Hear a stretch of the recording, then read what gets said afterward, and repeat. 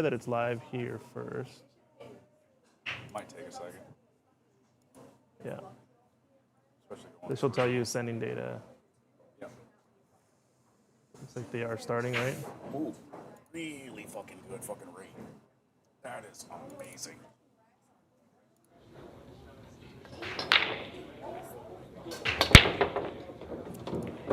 That's the start of that, right? Yeah, yep, it's live.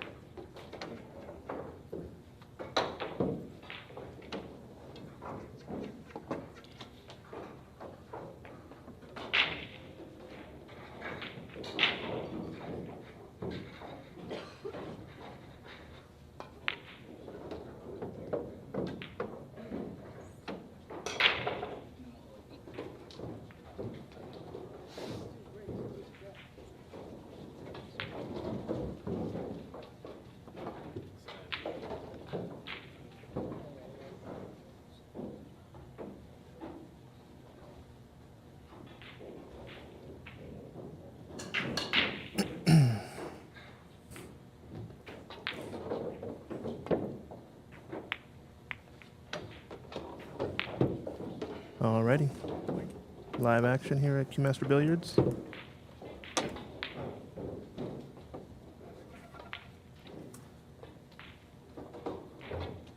We got action. Round one starting here. Nice and on time. In the booth, it's Christian Youngers, joined by Vic. How's it going, Vic? What's going on, boss? We're ready to rock here. Day one might be the only day, depending on the field. I know we've got 29 players signed up, is what I saw. Yes. So depending on the timing, we may or may not finish early, but they're playing race to 8 10 ball on the A side, race to 6 on the B side. It's going to be a fun event. We hosted this event last year at, where was it? At Diamond Billiards. Diamond Billiards, yeah, over in like Richmond area, right? Mm-hmm. And now it's at the famous, historic Master Billiards this year. And so far, so good. Everything on schedule. Things are looking good. We've got 2 streams going. A second TV table. I believe Mike Davis is playing there. Yes. Against Nicholas. Yeah, he started off really strong, too, with a break and run right out of the gate. Nice. And it looks like majority of the field's actually playing at a pretty good pace so far, just starting out. Mm-hmm.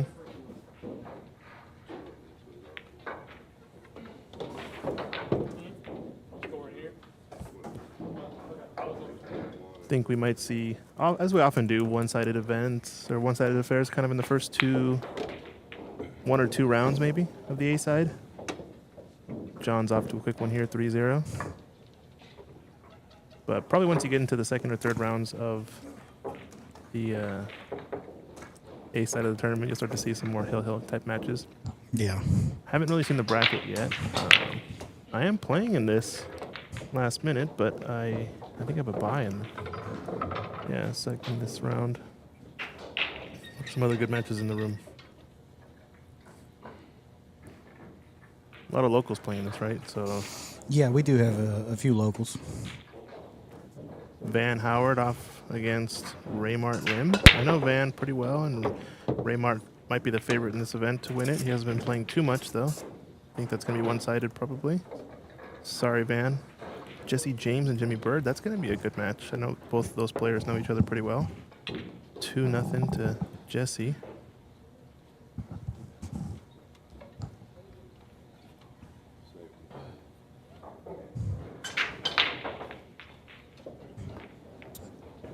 I think some other locals, Quincy Tucker, Kevin Bogus? Yes. Kevin Bogus. Tom Saplicki playing against Joe Russo. He's 1-0 up. Jeff Bryan and Michael Warren.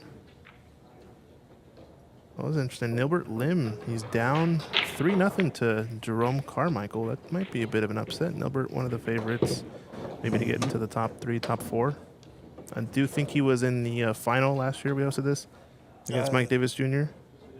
No, it wasn't the finals. He came to the B side. He beat Nathan Childress, who's not in the field today. He beat Nathan in a close one, and then they played the final set, him and Mike Davis, into the wee hours of the morning. That was a very late one. They wanted to just wrap it up. Mm-hmm. But, they both showed really good sportsmanship, dedication, and, endurance. Yeah. To just keep going. Yeah, it was a good match to watch. That's still up on the YouTube somewhere, right? So you can definitely go back and watch that. But I feel like we're going to have some really exciting action today with the lineup we have. Yeah. Nigel's got a good chance here. He's got to get on the board. And this is kind of a rack he needs to get. I think everything's out in the open. The 6 leads pretty naturally to the 7. This is probably one of the trickier shots in the rack if he can get nice in the 5. Yeah, this looks natural, but he's overran just a bit. A pretty straight-ish 6 ball is going to be a nice chance to run out if he can get straight on the 8 ball. 8, 9, 10 kind of being It's a nice little touch right here. Yeah, tic-tac-toe. Yeah, he's favored now, I think, to get out. For sure. Nigel's definitely a strong player. I played against him in a tournament before, and he was tough. And his safety play is pretty on point as well. Yeah. Yeah, most of the players in this field, I'd say, are tough. I'm surprised it's not a bigger field, I guess, but it seems like folks have recused themselves from trying to play some of the big guns, maybe. Maybe a little bit of fear, I don't know. But I heard there were a couple other events happening, some large events with really, really high levels of money added. I see. Like I think one was like a 7,500 added tournament in Florida that a lot of guys traveled for. Okay. So there's a couple of high visibility tournaments going on today too. That may be why we're missing a few of the faces we would have seen from last year. Right. But at the same time, kind of gives some of the smaller guys a little bit more hope. They make it through the field, they might have a chance. Yeah. Makes sense. I think is there also another, like a bar box event happening in the peninsula side today, or no? I think so. Yeah, okay. So that'll explain some of it as well. Makes sense.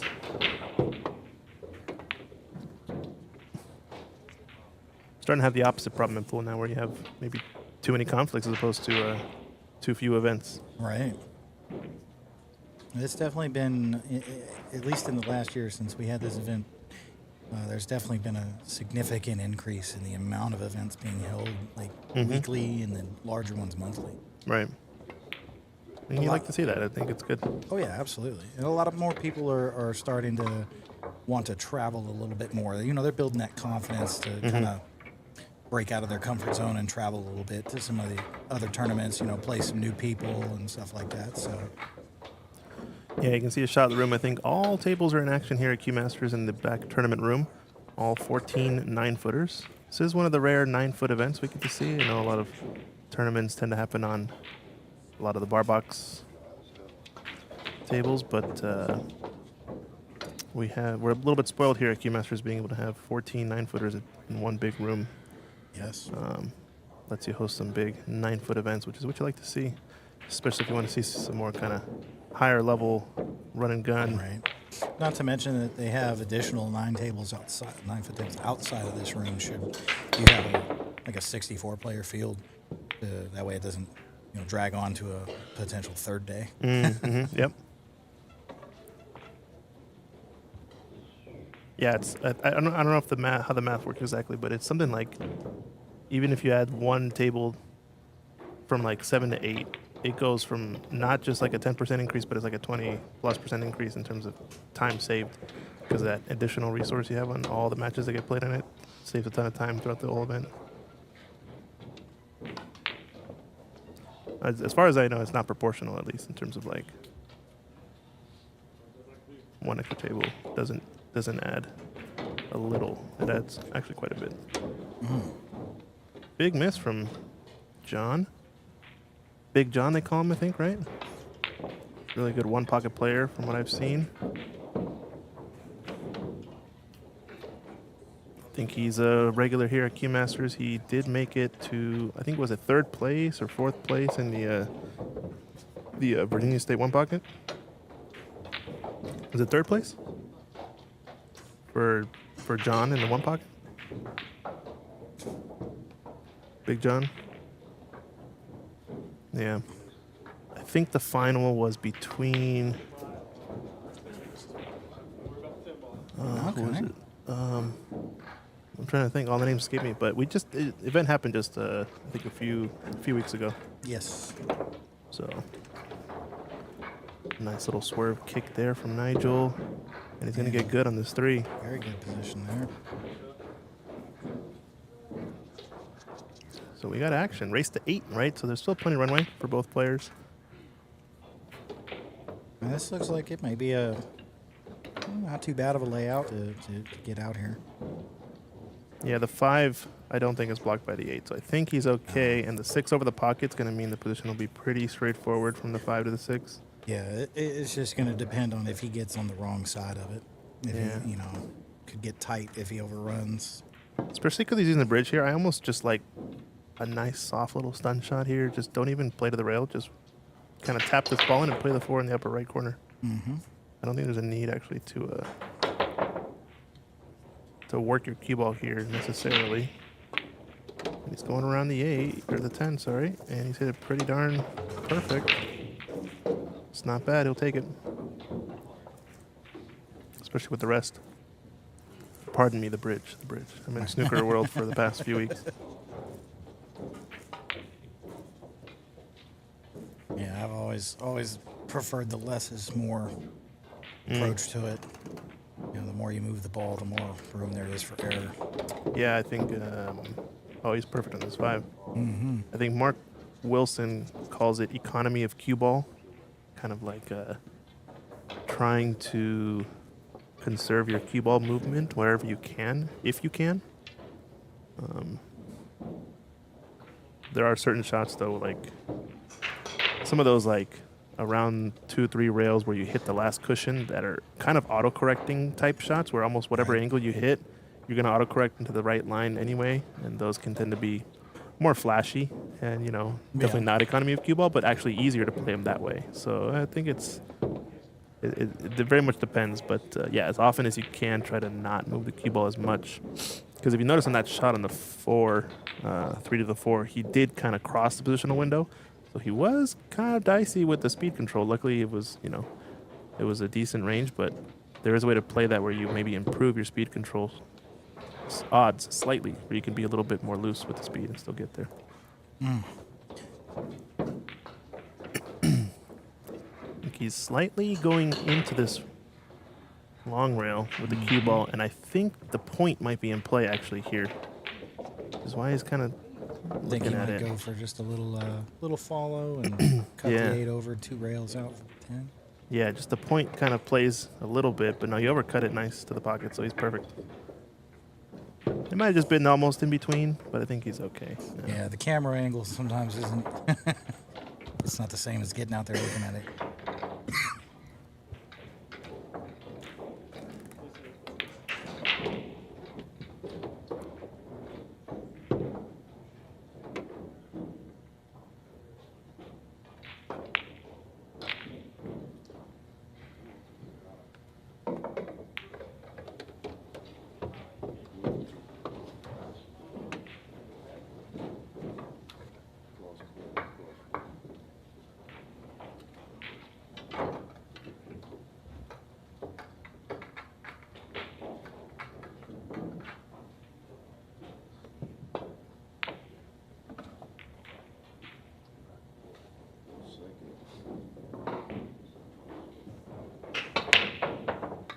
All right, Nigel takes it down.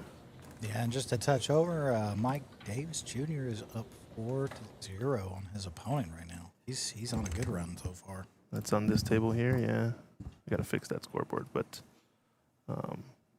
we'll momentarily check in every once in a while over and see how it's going.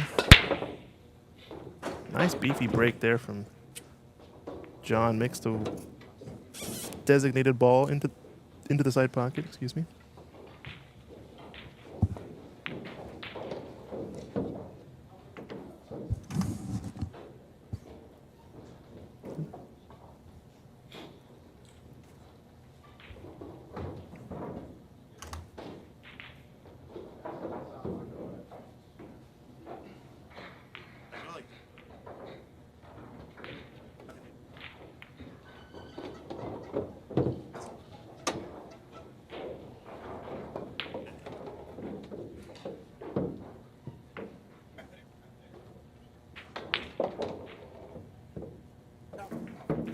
I think this 2-ball passes into the lower left corner pocket. And I think the 3 goes into the right middle, so he's probably going to do like sort of a stun shot maybe if he goes for this, right? Yeah, he's going to possibly put that 2 in the side and use the 5 as a cushion. No, I Or think is that the I think he's playing to the corner. Oh, yeah, no. Ooh. It was a tough shot. It was the aggressive option, but he had natural shape for the 3. True. I think this 2-ball's just past enough the point of the pocket that the scratch is not going to be on if he plays it the right way. Mm-hmm. And it could even be advantageous if this cue ball's going to run to the point here and kind of kill the cue ball. It could actually pretty good spot for the 3 there. Yeah, it could be actually better shape. As long as he doesn't play low, but he's playing low and the cue ball tells me he's probably going to play a safety. Or just the drag shot. Oh, nice shot. Mm-hmm. Well done.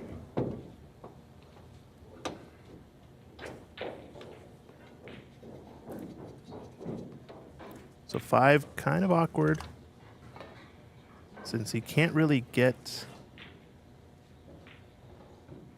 to the right side of the 4 to stop shot the 4. So he might have to play around the rails, play the 4 on the side. You can see how he kind of pointed there. So play the cue ball between the 6-9, 4 on the right-hand side, and maybe just a tiny drift forward for the 5. It's going to be tough, though, because he's got to get dead straight on the 4. Otherwise, the 5 is going to be awkward to get on. This is one of those shots where it's actually much more difficult, the positional window, than you think. And I kind of hate setting myself up for that situation. There's like situations where the position's always easy. Let's say the ball's a diamond from the pocket and you play to the middle of the table, you're always going to have some angle on it. Right. But then there's the shots where you think about them as simple, but they're actually really hard to do. That common example is if I get straight in on this ball into the side pocket, well, if you get any angle, all of a sudden you're in trouble. Like you could just be a half ball off angle straight, and you now don't have the right angle. You have to work the cue ball around the next object ball or whatever it is. But we like to think of those as simple because getting straight is so easy of a concept to think about. It's like getting straight is just getting straight, but getting perfectly straight is different than getting a half ball off straight. Right. And those are actually really intricate details that matter. It can make or break the run. Yeah, 100%. Yeah, and then when you have to do more work and you have to move that ball around more, it opens up more room for a mistake or error to come up short or overrun because you're trying to put more on it.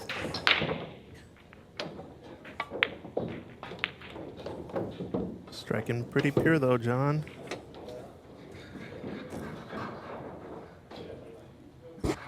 So big mistake from Nigel. Gives John the opportunity at this 10-ball first, and a little thick to the pocket, but takes it down, 4-2.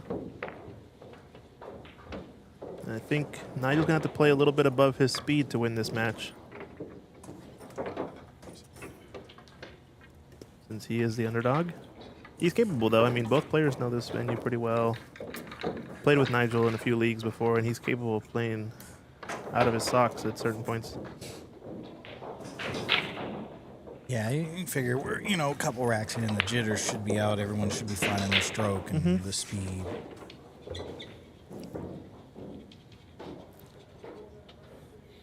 Yeah, if you guys are tuning in, let us know where you're watching from. We're here live at Q-Master Billiards for the Virginia State 10-Ball Championship, circa 2025. In the booth, I'm Christian Youngers, here with Vic. What's your last name, Vic? Goria. Like the Goria. country, but with a G. Nice. It's the easiest way to. Goria? Wait, which country? Really? Oh, okay. Yep. We're here doing some commentary, just hanging out with y'all, watching the event. Designated to be a 2-day event. There are possibilities that it goes short and just is 1 day, but we'll see based on the timing how things work out. Most likely it's still going to be 2 days. We got a second TV table running as well on the Viper Billiards YouTube channel. We're also live on Ox Billiards YouTube channel, streaming all the goodness. Called this 5-ball. That was nice. Watch out, side pocket, but he's okay. 6-ball for the rescue. Just a little tap, you know? Yeah. This is probably the trickiest shot now. He's got to get, he's playing the 2 cushions to get on the 3-ball into the left middle pocket. I almost prefer playing the gap between the 6-3 here, just kind of thinning this 2 and playing 1 rail into that gap, just because as long as you get that gap, your angle is going to be better than if you play the 2 cushion shot. And the 2 cushion shot's a little bit more susceptible to speed. It's kind of crossing that positional window, like we said. Mm-hmm. Oh, no, he played it really deep, though. No, he played it really nice. If you get it that deep, now that last cushion actually brings the cue ball toward the 3 on the line you want. So this is ideal. And a nice little soft touch. And You can actually play it up and down if he wants to, just to not have to slow roll it. That's pretty good. So now it's about making your bed, doing your chores, picking up the backyard. Make sure you don't leave anything out there. Go through your full routine. It's on you now if you make a mistake, I'd say here.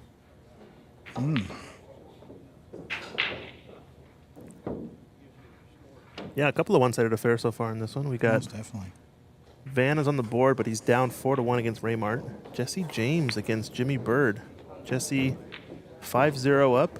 Jesse is a regular here at Keymaster, so he knows all the tables really well. Jimmy Bird doesn't frequent Keymasters as much, although he is fairly local. He plays a lot at Peninsula Billiards, so I can see him being 5-0 up is just having to do a lot with table conditions and understanding and being used to playing here. Jesse James does play a lot of one pocket, a lot of kind of gamble games as well too. So you see him here typically most weekdays, sort of before 6 or 7 p.m. Kind of on that table 20, that is other stream. But yeah, a lot of matches still in the early stages. 3-1s, a lot of 2-1s, 3-1s. Looks like Nilbert Lim has brought it back to level 3-3 over Jerome Carmichael. It's not bad. We got some action. It's looking good. This is all there for Nigel. He's got a little bit awkward line on this 9-ball. I almost prefer shooting this 2 cushions, maybe a 3rd cushion, kind of zigzag across the table. I think he's playing the inside spin shot. The only problem with that is you have to get a ton of side spin to get it down table more, and he didn't quite put enough on the cue ball to get it down to the lower right quadrant of the table. Still a very makeable shot. Just not as comfortable as he probably would have wanted. Yeah. It's always that balance, either front loading the more difficult shot on the 9 to get an easier 10, or just play a simpler 9 to have a harder 10. But still a good chance to make this. I've seen him overcut these though. Undercut in this case. Yikes. Oof. I think that is pretty big dagger. Yeah, and that Nigel. Yeah, take a little wind out of your sails, you know, trying to get even, and now your opponent's just one more away from you. And being the underdog too, those are the mistakes that if you don't make any of those, you at least know you've given yourself the best chance. Right. But now might be not enough. We'll see. He's a confident player, and one of the things I do, especially when I'm teaching and coaching is I always try to hammer home, don't carry it with you to the next rack. Don't carry it with you to the next shot. Yep. You just got to come back to, clear your mind and focus on what's in front of you. And, a lot of these guys, they practice that. So they're able to kind of overcome that. But experience teaches you that too. Like, Yeah. more and more tournaments you play where you dog the shot and then you let yourself get affected by that in the next shot. Like, oh man, I sold out. Yeah. I gotta make this rack. I gotta get this rack, and it's a mental game. Yeah, you don't see the champions doing that, right? So Every once in a while, but we all have our good days and bad days. yeah, a little bit tricky on this 2. Technically it cuts, but I think he's playing the safety here. Just push this away and play behind the 8 ball. Yeah, that was good. A lot of traffic in the way. How would you go at this? Don't think that the 1 rail is there. Looks like 3 and 5 are covering the balls. Don't think the 2 cushion is there either, out of the lower right corner. So I wonder. What do you think about that 2 rail with a lot of running spin? No, I think he might have to play at 1 rail and play a lot of running spin. Kind of play to this second diamond on the head string. You see where he's put his cue right there? There, he still hasn't lined directly to the 2, but he's got to load it up with a ton of right-hand side and not hit it too hard to get it to widen the angle. Well, I mean, he's lucky. I think the tables are playing well enough right now, or are broken in enough to the point where the cushions are grabbing a lot of spin. I don't know if there's enough for it to grab that much spin. He's actually playing it even straighter on. Very nice But hit. yeah, he got the line. And you didn't get rewarded for it, but it was a nice hit. Yeah. Yeah, I think like I said, the cushions are definitely grippy enough in this situation where he can execute that shot. Brand new table, he's never going to make it to the 2 there. Oh, no. He's got to kind of swerve or do something else that's fancier. See that grip? It kind of checked off that rail. He actually put a little bit of right-hand side on that, or excuse me, left-hand side on that shot. Yeah, I don't think that's quite where he wanted to be. I feel like he wanted to come back out in front of that the 10 ball. And that, like you said, the rail just kind of really took the English and straightened it out and kind of killed it. Probably another safety then here. 8 ball's a big ball here. He's playing that again. Although he's going to bump it. And every time you bump Looks like he might have got there. I wonder if there's a window between the 5 and 9 to catch it, or if he's going to have to go around. It looks kind of tight. No, I don't think so. He's looking at it, but it's not there. He's going to have to go off this left short rail. 2 cushions. Yeah. The nice thing about the 2 cushions is if you're coming off of the edge of the 3 and you push the 3 toward the side pocket, your cue ball is going to be heading toward those balls up table, kind of by the purple 4 and the brown 7 or so. Yeah, kind of like a natural, like just direction to get some blockers or. Yeah, that's what I'm feeling. I wonder what he's looking at here. Potentially getting it in that side pocket, maybe. Maybe he can see. It's a big pocket with that was at the 7 there, come off of that and roll it in if he gets it over there. Maybe your gap is there. The 5-9 gap. I don't understand why he's putting his cue on that line. Oh, he may be looking at 3-9 into the 7. Oh, okay. Yeah, he's playing 1 or 2 rails though. I think it's the right shot. 2 rails. Yeah, good shot. It's really nice. It's gonna hold up, I think, just enough too. Yep.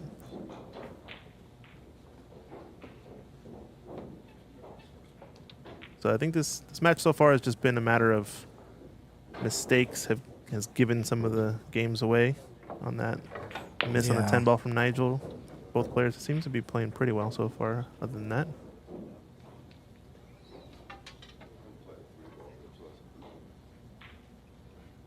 Grippy cushions. Gotta be careful. Oh, yeah, grippy cushions. He put a little bit more spin than he needed there.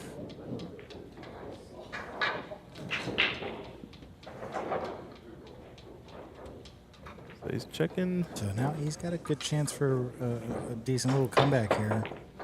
If he can, keep his head down and just run out this wreck. I mean, everything looks pretty open. 4-ball passes, I think, to 7. He's playing it into the corner, though. I think it's the right shot. Much bigger pocket. Tic-tac-toe here on these next 3 balls. Just a slight drawback. And then 2 stop shots. Sorry, probably not a stop shot for the 6 to come up for 7. They're all out there, though, like you said. I don't particularly like the 9 Yeah. off of the side pocket, but where the 8 is, he has a nice natural 2-rail shot. Where the cue ball is now, if it plays the 8 into that corner, 2 cushions, and Just a comes down the slight line of the angle. 5 and slide past the 9, play the 9 on the side, that could be a good choice. It's just always like if you get on the wrong side of the 9, you're going up and down table, or you're rolling it, having a tough at 10. If you get perfectly straight, you're okay, but still not ideal. And if you're on the other side barely, then you're perfect. Yep.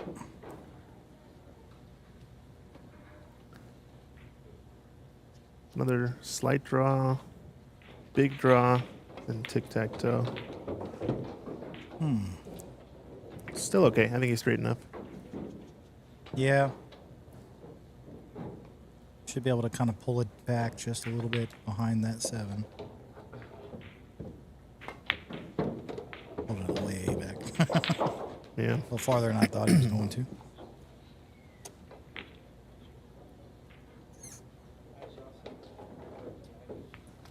Yeah, I think he's going to go that route that you were mentioning. He does also have choice of playing the 9 into the lower right corner. It's because how steep this angle is on the 8, he has to put a ton of right-hand side to get my shot to work. It could be a little bit simpler to just roll this in. No, he did get it, though.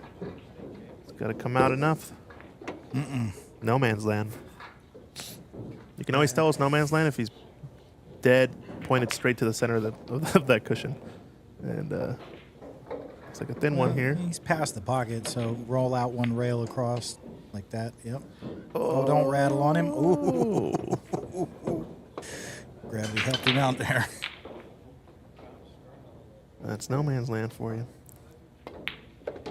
All right. Sweet, Nigel on the board. But see, the difference is he'd be tied up right now as opposed to 5-3 down. You know? Yep. That 110 ball is huge, especially in this alternate break situation. Absolutely. And then you've got the that little bit of added pressure of, trying to catch up when you're behind. And, your biggest critic's always going to be yourself. Right.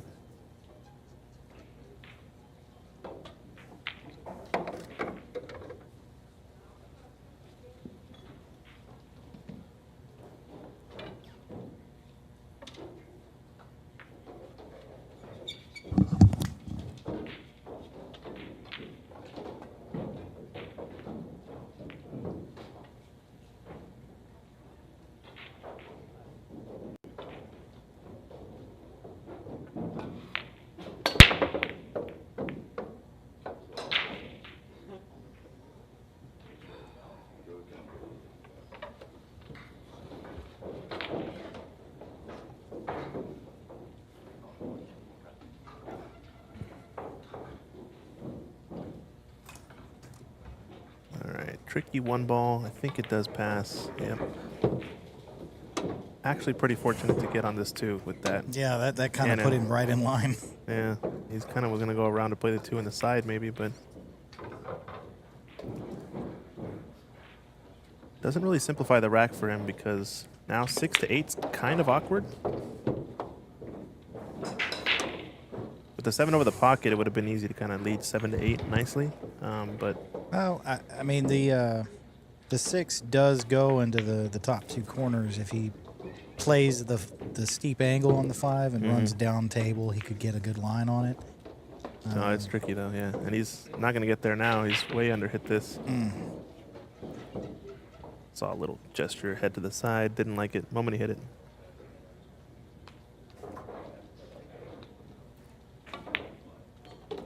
Wowzers. Talk about grip. Held it out. He straightened it out pretty good there. Yeah, these cushions are gripping hard.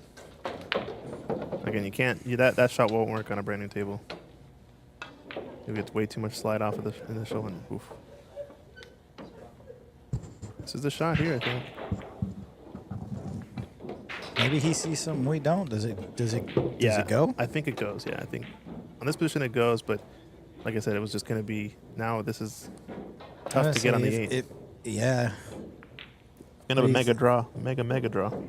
Either draw or like a dead stop and cut the 8, and then natural position for the 9. I don't know. Yep. Ooh. Still on the table. Just like in that, I would have stunned the 8 and tried to stop it, letting the 10 take its momentum, and then the 8's past the pocket. You just soft roll the 8 soft up. roll, yeah. I think he really was wanting to play this in the side pocket. One rail there. Recovery shot after recovery shot, and now one solid shot, I think, to It's a lot of blue. get back.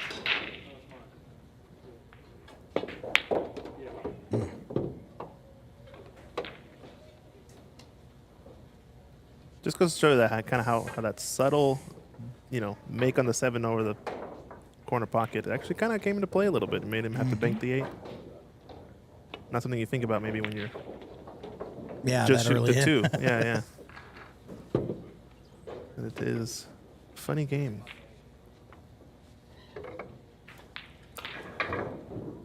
Fun yet frustrating at the same time.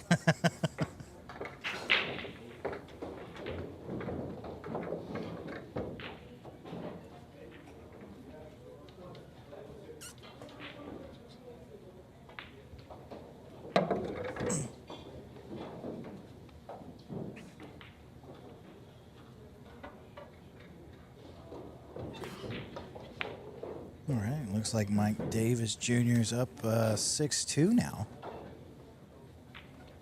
I think we're going to start to get some results here pretty quick. Raymart one-sided, 6-1, one away from the hill. Kevin one away from the hill. Nilbert one away from the hill. Jesse James one away from the hill. So things are moving along here quick. It's a race to 8. Started at what, 12:30? Yeah, and we, within an hour to have some matches pretty close to closing out. Yeah. I think the field's, moving slightly above the average pace. And you get that with higher quality fields, especially. Racks just go faster. Players are going to make more balls more often at a higher clip. You don't get as much of the back and forth. Yeah, the one ball that nobody can make on the table because the players struggle on a certain situation or whatever. Kind of just is safety until somebody has a look and then run out. So yeah, it's a tricky spot here for Nigel. Doesn't have anything too offensive. Crazy shot is to kind of draw this back up to the cushion and zip it around, but don't think Nigel has that stroke right now. So just gonna lay up for this 2. He has option to bank it. I think I prefer the safety here, though, especially with the side situation. I like just splitting these balls, put the 2 down on the short rail, and play the cue ball up behind the 5 maybe. Yeah. And as long as you split them enough and the 2 is tight to the cushion, you're going to be okay regardless. But I think he's going to stay on the offensive. Probably mostly, due to the fact that he's down 6-3. He's going to try to push. Mm-hmm. Where if it was the other way around, he probably may have gone the conservative route. Yeah. He's playing John, too, which you would think has the advantage in kind of a movement type game or a tactical type safety game or safety battle. Being a big one-pocket player. Yeah, I can see it. A little flirty there. Don't think he needed to get that close to the 10, but Yeah, he doesn't seem too thrilled about where he landed. he's going to draw this back. Nice controlled draw. Yeah, this will work.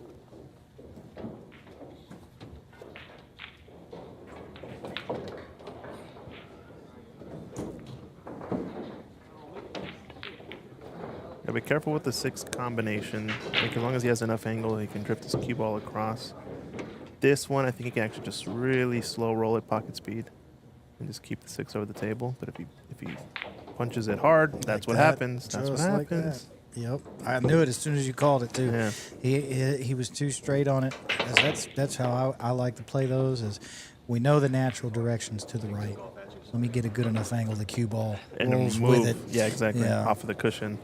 In that case, he was straight enough that I think he could have just hit it about half the speed that he did, and just barely get the 9 to drop, because that guarantees the 6 will have enough of the pocket. Yeah. It's always, the hindsight's 20/20. Oh man, I should have left myself more of an angle there, but he recovered okay here. Played a decent safety shot. Doesn't really leave a lot of options.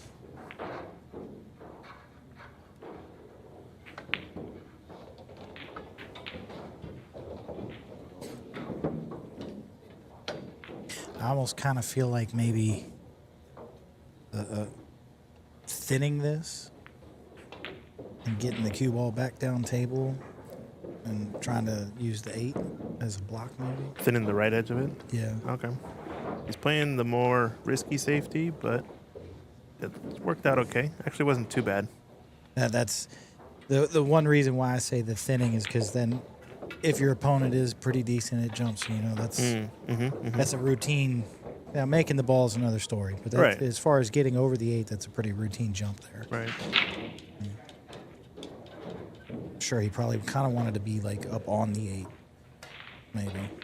Yeah, but he's hit it pretty good. I mean, you can't ask for much more, I think. No. It's got a full ball snooker, and the way you hit those safeties, if you ever overrun them, you're selling out every single time. So it Yeah. is a lot of risk on that type of safety. I kind of prefer, I think, your shot if I was put in that situation. But good safety has meant good reward. Yeah, he should be able to close this rack out here. The difference I noticed is also here, a lot of players will just play anywhere in the middle of the table for the 8. But the 8 to the 10 is actually not trivial. So being very intentional with this. Yeah, you could Position? definitely get out of the line that you need to and have a much less favorable position. But you see here, this is not easy. He's like straight on the 8, slide off angles, have to figure out how to draw and get the speed right. If he picks a very specific line and plays the 8, 2 cushion zigzag maybe for the 10 or whatever, that making those decisions is a moment that I've found myself improving a lot in the game. Because it often comes down to a lot of these runs. You get down to the 8, the money ball before the 8 kind of thing, or last ball right before the last ball, and you start to see players just forget about their position. Oh, the ball's over the pocket. Now I'll be fine anywhere on the table. And then all of a sudden, oh wait, it's actually kind of tough to get on this money ball now.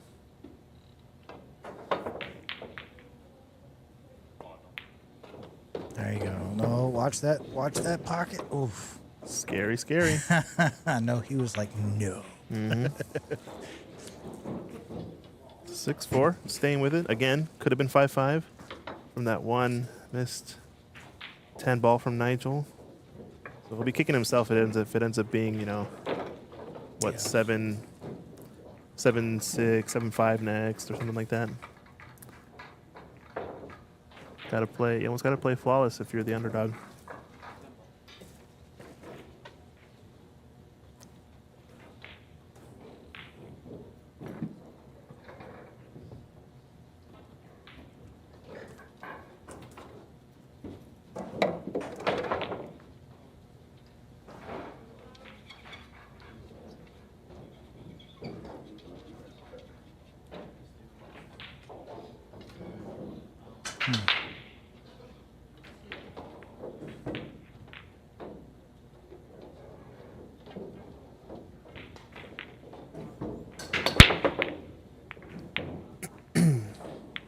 Ten ball dropped. 10 ball does spot. Yep. It's got an awfully thin cut to the corner if he wants to take this one on. Doesn't bank past the 3, I don't believe. If it does, it's a tight I pocket. kind of feel like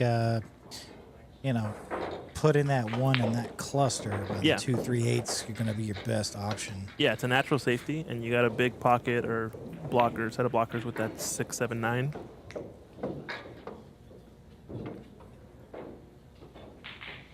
Just doesn't want to overhit it here. I kind of like playing this 2 cushions. Play the 1, 2 rails, actually. Yeah. Aim for that chalk on the cushion.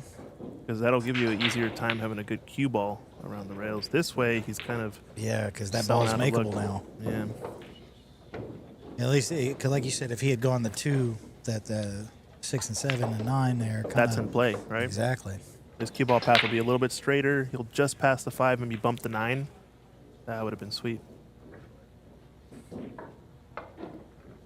Back cut doesn't really have rewards, so safety coming up. This is jumpable and runnable. It's a little bit tight, but we get to see how he executes here.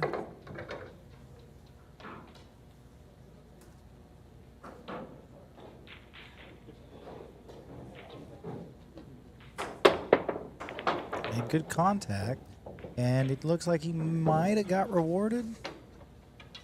Yeah, he's Maybe okay. able to swerve around it a little bit. And that 1 might be makeable on the side with a little. Yeah, if he little can tiny see, mass yeah, A. if he can see enough of it. He's reaching for the jump cue, tells me not. Only problem with that cut is that you're not going to get any reward. You're going to run into the 7. You might scratch off the 7. It's Oh, he's dicey. going for corner. Yeah, I think it passes the 5 in the corner. Even if it doesn't, like stunning this and playing the cue ball behind the 7 and send the 1 around, maybe it hits off the 5 or something. Just hitting this ball, he has a good chance to get safe.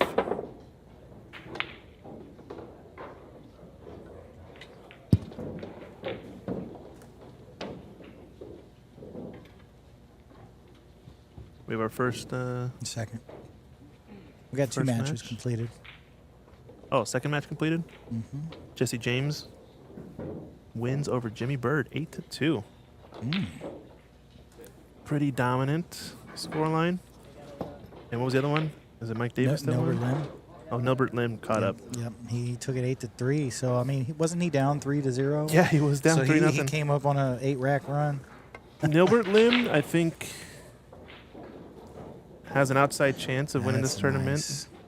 Very because- good. Very good speed control there. Yeah, really nice. Here you can see Jesse walking around the table, but I think Nilbert Lim is used to these tables more than a lot of the Yeah. players. Yeah, I see him up there. It's probably why he has a chance to win. That's the only reason. Just because he's used to the tables. Always cheesing too, man. He's always cheesing. Yeah, he's always cheesing. Yeah. No other reason other than that. He should have maybe lost that match down 3-0, but, you know. Hey, we might, Takes have, it in might have to stride. bring him back here and grill him on what happened. Yeah. Another match is in. Van Howard losing to Raymart. Raymart, don't know how much he's playing right now, but if he's been practicing, he's got the highest Fargo in the tournament for a reason.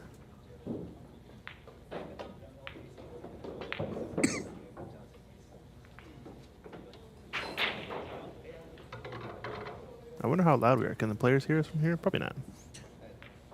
Maybe the one sitting at the back of the grandstand is possible. Okay. You know, if they're leaning over, ear Yeah, down. yeah. But they could always tune into the stream. The net here is just fine. Yeah. I do want to give a shout out to the Q-Master staff and making sure that all the players and everyone here is taken care of with anything they need. They're pretty on top of it. So we appreciate it.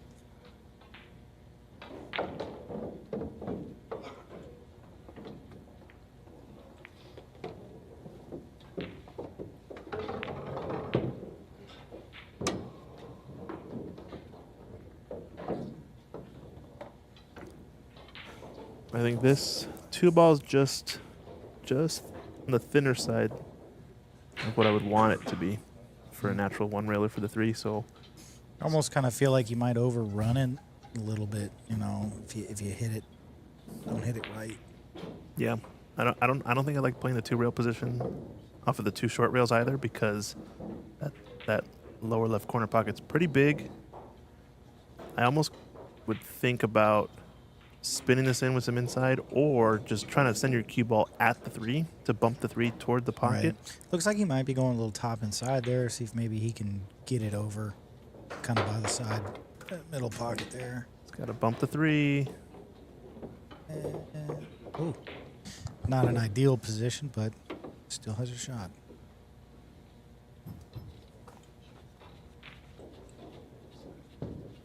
I think 5-ball has every pocket except for the one with the 7 over the middle.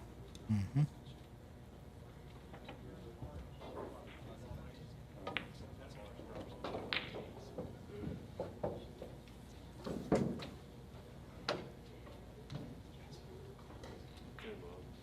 Calling the 10.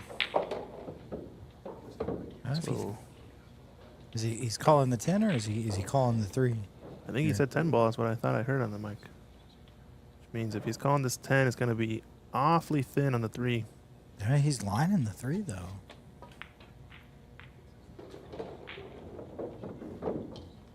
I mean, if he did call the 10 and makes it, I mean, that's a... Oof. Nope. At that angle, he was always hitting the 10. I guess 10, he needed actually a little bit more cut of the 3, huh? Yeah. Yeah. Almost That was a needed tough to shot. try to drive the 3 to the rail right Yeah, there. I didn't like that. I think just play the safety outright, thin the 3 edge, and then play one cushion behind the 10.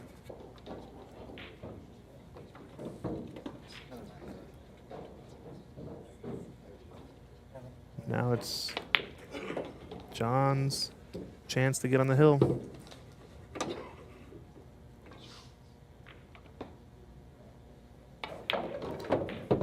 Really, it's just been two or three big mistakes from Nigel that have kind of awarded these racks over to John. And John's kind of just been playing solid and steady, just not leaving anything easy.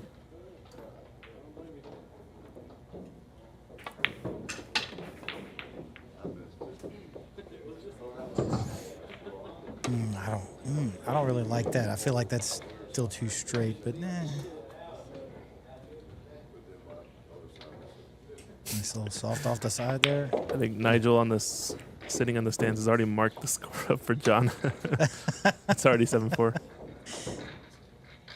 He's just prepared. Yeah, I know. I guess he knows the fate. Time for the underdog comeback here, you know. Yeah, let's see. On the hill and breaking, though. It's going to be tough. Yes, and it looks like over on the other stream table, Mike Davis is up 6-3, so it looks like his opponent's got a couple racks on him. So we'll see how that one kind of plays out. Looks like he's got Mike's at the table, though. about to go to the hill.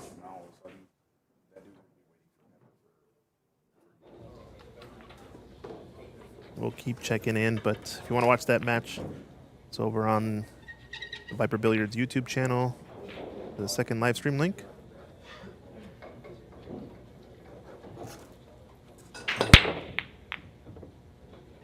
Mm-hmm. 3-ball, maybe? No. Dry break. Still alive.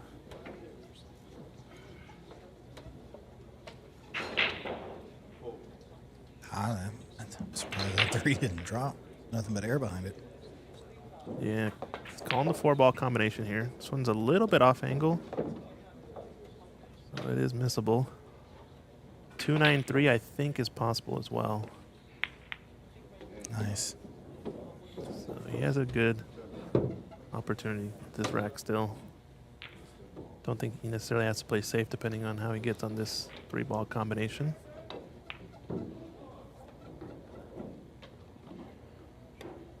You can see a little bit of his stroke. I think he's likes to grip the cue a little bit higher up, maybe. It can oftentimes mean you run out of space on your follow through just because your hand's already kind of your back arm is already forward of the vertical line. So let's see. You like to see Nigel get to 7-5.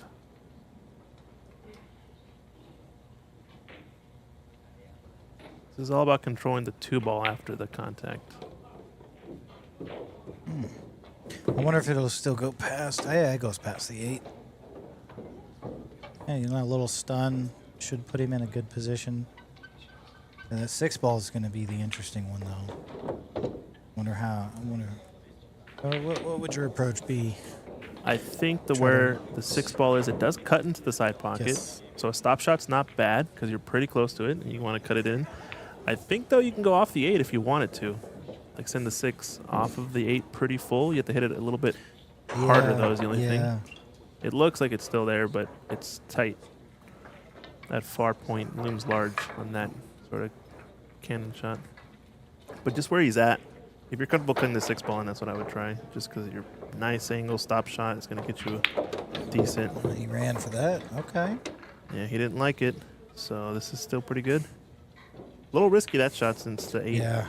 Could have went right past it. Right. But I mean, Could've this doesn't look too bad. I mean, he's looking at, he's stun out, and then you got the 7 in the side. Roll up for the 8 in the side. Yeah, this is the hardest shot, I think. Stun for a fairly straight in 7 ball. These tend to overcut, in my experience. Trying to get too much out of the cue ball. You got a little bit much out of it, that's for sure. Oof. But he does have a clear path to come out. 3 rails. Try to get on the other side of the 8. Aristotle in the chat's asking, what's the race, Justin? He says, I think it's race to 8 on the A side. Race to 6 on the B side. So John's on the hill.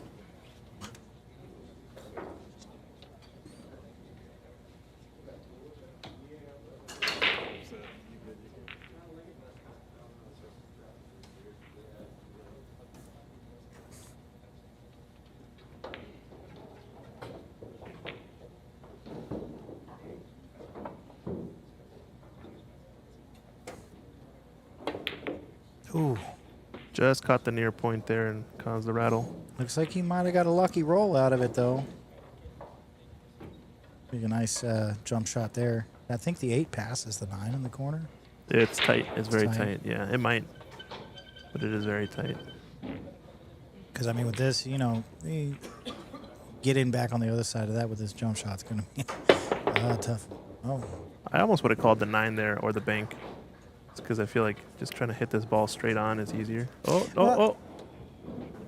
okay. He did hit the 8 on the way in. Interesting. I thought for some reason it wasn't a foul, but must have just caught the 8 on the way up. I was going to say, though, but if you noticed on that one with John, he really rushed that comparatively.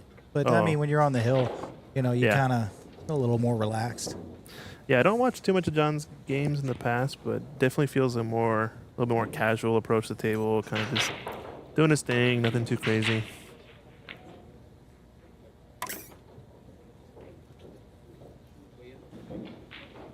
I think he knows he's a favorite in this matchup, so he might just be playing more of his kind of cruise game as opposed to really trying to hammer it home.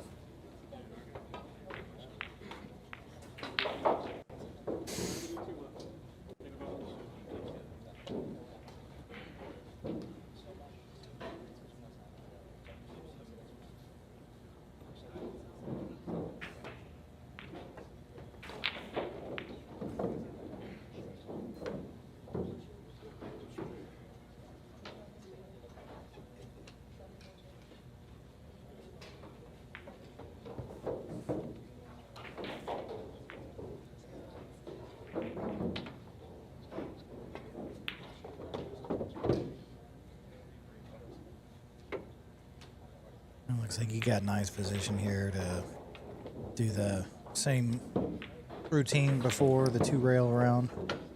Yeah, this is pretty natural. I see a lot of people, they torn between this, putting a lot of top inside and just holding it straight. And a lot of people go 2 rails and down. The 2 rail is more natural. Yeah, the natural. Yeah, again, when you have to, sure. Yeah. Because there's traffic, but when you have a lot of players that are just like, that's the way they know, Yeah. It's so much easier to just let it go the direction it wants to. Right. Just modify it slightly, give it a little bit more oomph. Looks like our next TV table match coming up here, it's going to be pretty good. Jesse James playing against Raymart Lim. We're going to see that up next on the TV table. 2 big hitters.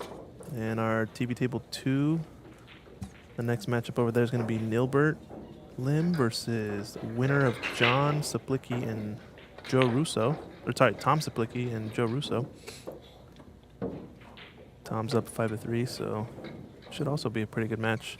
Yeah, A lot of local players here. Yeah. Currently got Mike Davis Jr. is on the hill. He still plays so good. Yes.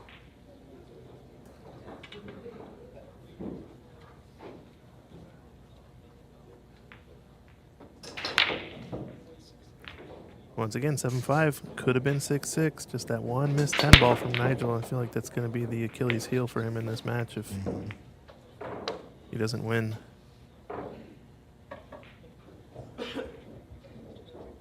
So a dry break. Not much reward for a bank shot here. I like clipping the 1 ball thin on the bottom side and sending the 2 rails around the 2 and 10. That's kind of what he's doing here. That's guaranteeing the 1 to be safe no matter what your cue ball does, you know? Right. And then you kind of think of it as like a cherry on top if you hook him with the 2-10 or with the 3 or whatever. So he's played that pretty perfect. Against a pro player, that might not be the best shot to think because you really got to try to hook him. But I think at this level, it's such a consistent safety, that one. It's tough to pass up.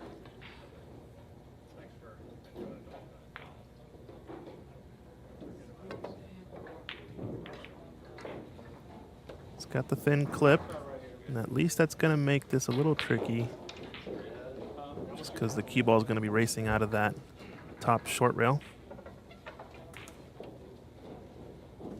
It's called the 9. It's gonna carom it actually. Roll up. Oh, a little short.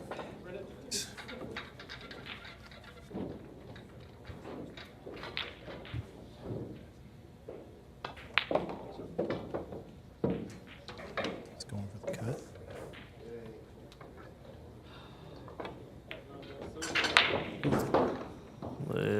Little loose with the cue ball. That kind of style is not gonna work out in the later stages of this tournament, I don't think. But maybe just a safety here. He's thinking about it. I like where the 10 is. It's kind of a natural backstop for the 2 if you hit the left edge of the 2. Oh, but he's playing the shot. Find the 7 there. No, he's playing the safe. Did he get the hook? I think he did. I think it's just enough. Maybe not. No, when in doubt, he can see the ball. That's what I've learned with these cameras, especially if it's close. Just assume that it's available because more often than not, It's you really surprise yourself. Yeah. It's really kind of hard without having a straight down shot from these angles. Yeah. We should just get a drone, fly it around the table. Get down eye level, you know. Future of streaming. Future of streaming. Oh, that's a nice cut if it goes. Oh, Just overcut. Yep. Is that going to be curtains? Maybe not. it was definitely a good effort. I give him that. Yeah, no, this cuts though. 3/8's a natural combination. Should leave the 3 over the pocket, so as long as he can cut this in. Oh, he's gonna Right past it. Wow. get pretty lucky, I think, on that. I think he was trying to hit it. Maybe I would think go around it, but he went in the gap between the 3/8. I Either doubt that- that's what he was trying to either do. At That's least. incredible control or Yeah. a good roll. Uh-oh. Oh, might overroll there. Looks like that combo's still pretty straight right there. Yeah, just shoot another combo. That's it.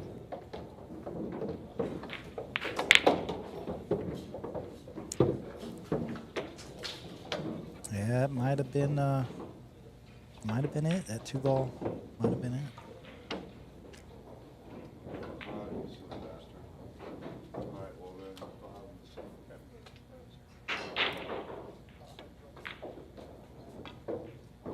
He actually hit that rail first. If you notice, it's a slight Off the cushion, cue ball racing a little bit. 6 must pass the 7, and I think that's why he's playing it pretty straight up natural here. Let's roll this in. Oh, 2 cushions. Spin it around. I didn't really like that. I thought the natural position was there. Just follow it in. I think maybe he doesn't feel comfortable going past the 7. It might be really close. I think he was trying to get on the bottom side of it. Yeah, and if that's the case, yeah, then it doesn't pass. Looking at the bank shot, not quite there. Does he double bank this? He is a 1-hole player. I think he. Nah, just safety. Oh, he was looking at the line for the cue. Yeah, 2 rails behind the 10. He didn't quite get there. He left the bank shot open for the 6. And even a carry him into the 7. Yeah, the both are kind of there.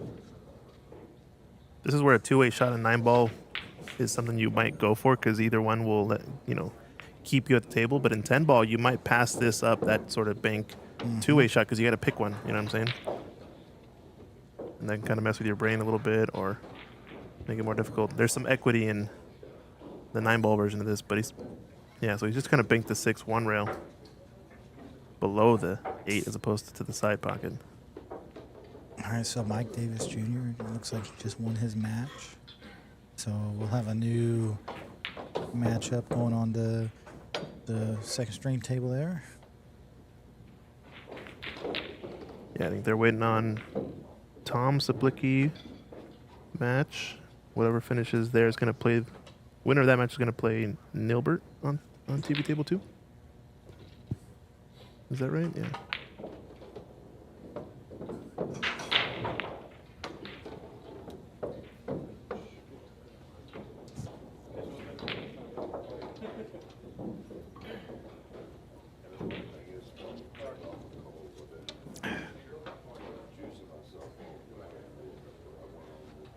I think I still don't mind playing the safety here. Clip the 6 and push it below the 10. Play your cue ball up to the top. Short rail. He's playing the other direction with the safety. I think he may have overrolled it just a little. Yep. That 1 rail's open.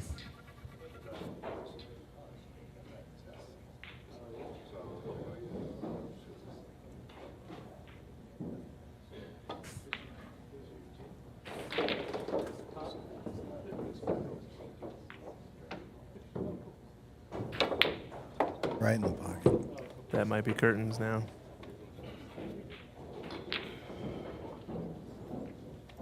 With enough angle, he can actually go around the 10 here if he wants, or he can just drift 1 rail across the top of it.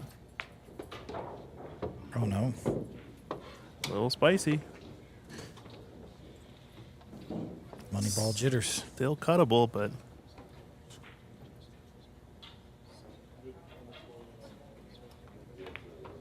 And he made it.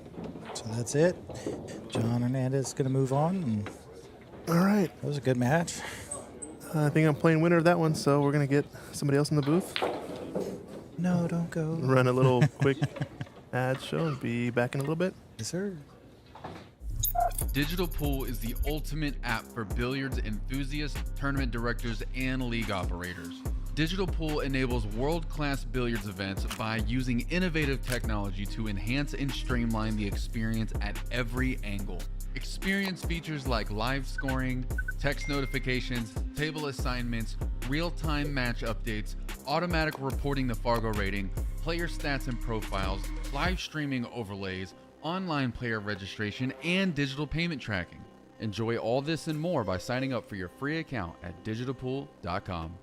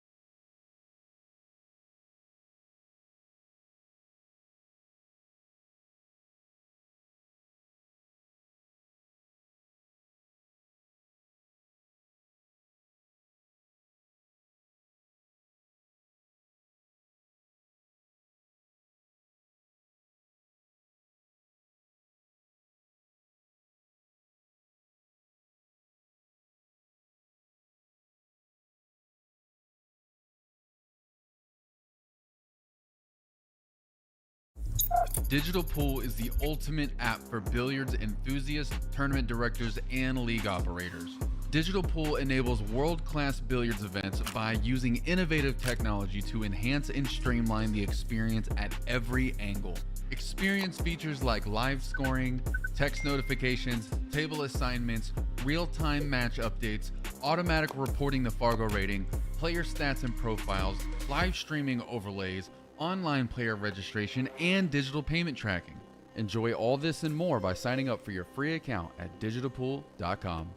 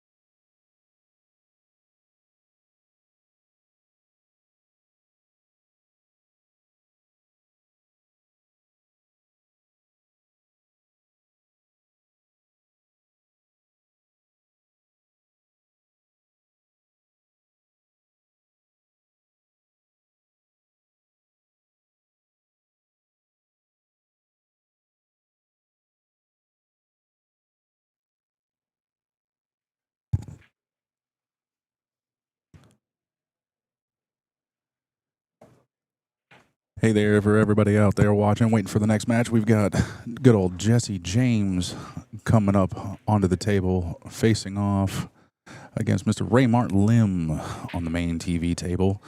Also, just wanted to reach out and remind everybody about our sponsors, Digital Pool, bridging the gap between players and technology. It's currently what we're using for this tournament.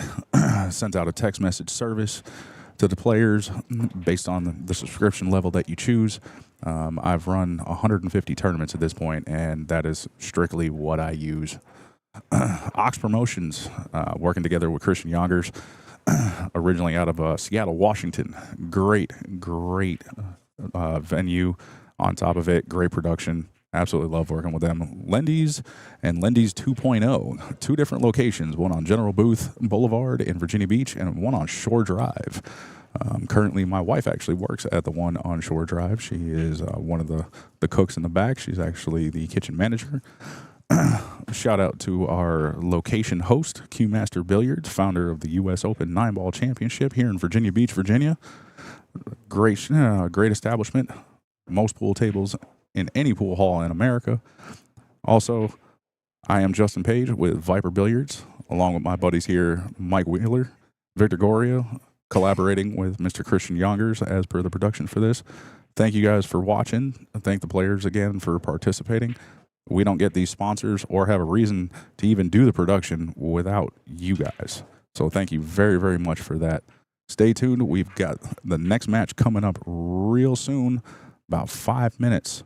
So go ahead, grab your snacks, some of your kids' Halloween candy, and a drink. Get that dad tax, get that mom tax. Hey, grab the aunt tax.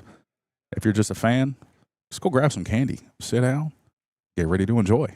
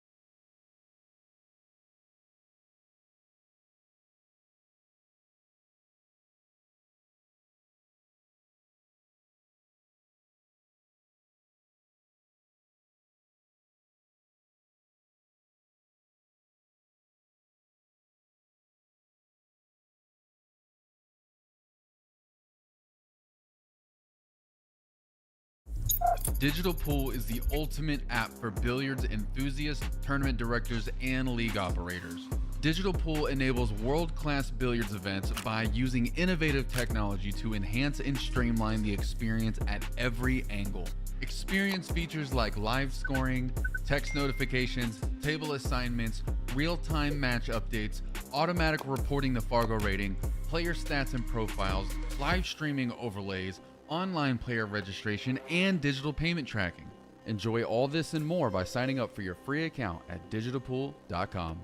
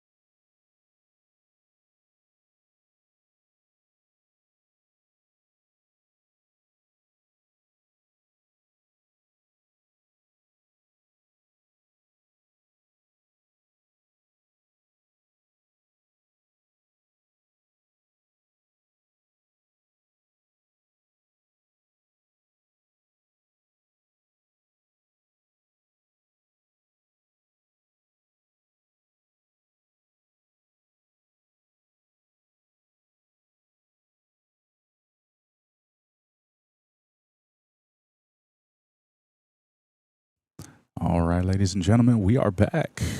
They have already broke as, yeah, we thought that they were still just warming up for the match, but hey, we're in it.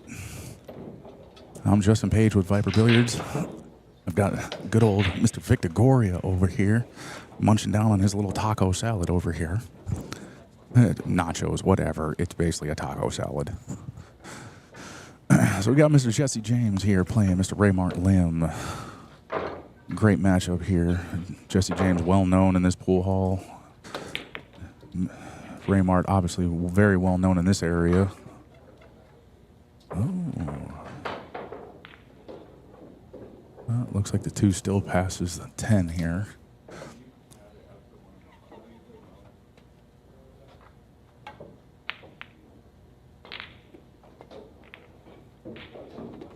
Very nice touch there by Raymart.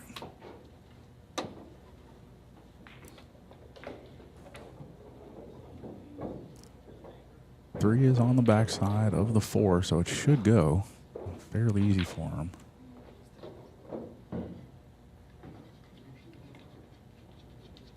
And he decides to play the defense instead. Very smart.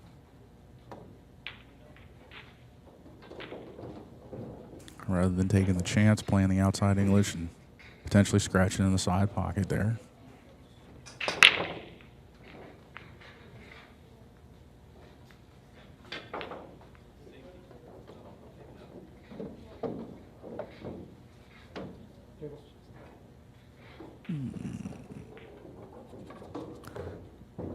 Which way does Mr. James want to go with this? Looks like long table and back is his preference here.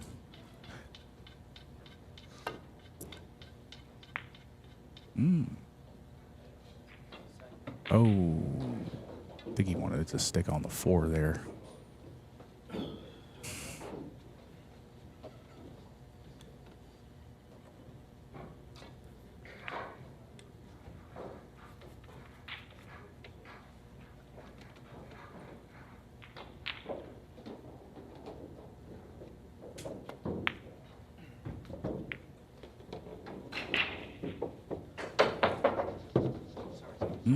Somebody decided to jump a ball.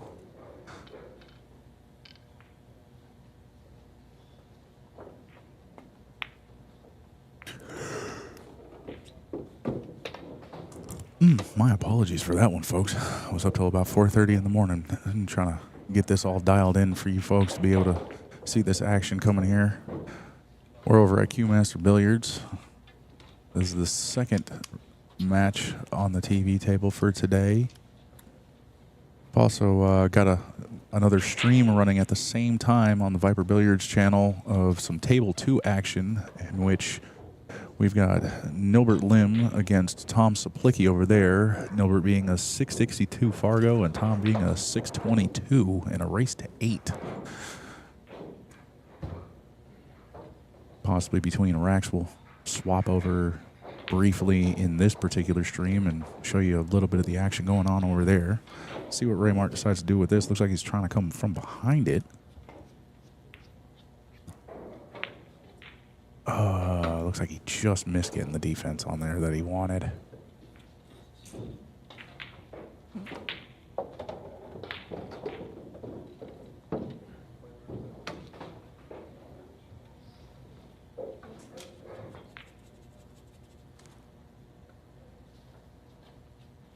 Both of these players very, very dangerous for their opponent, regardless of who it is, based on what they end up doing. Nice little soft layup there. Looks like he should be able to pretty much do the same thing. Come behind the 7, play the 7 up here into the 1 pocket. Unless, no. I stand corrected. Jesse plays it to where he's got the 7 in the 3 pocket there. Should be able to follow that around nice and easy, natural for the 8. Very, very nice.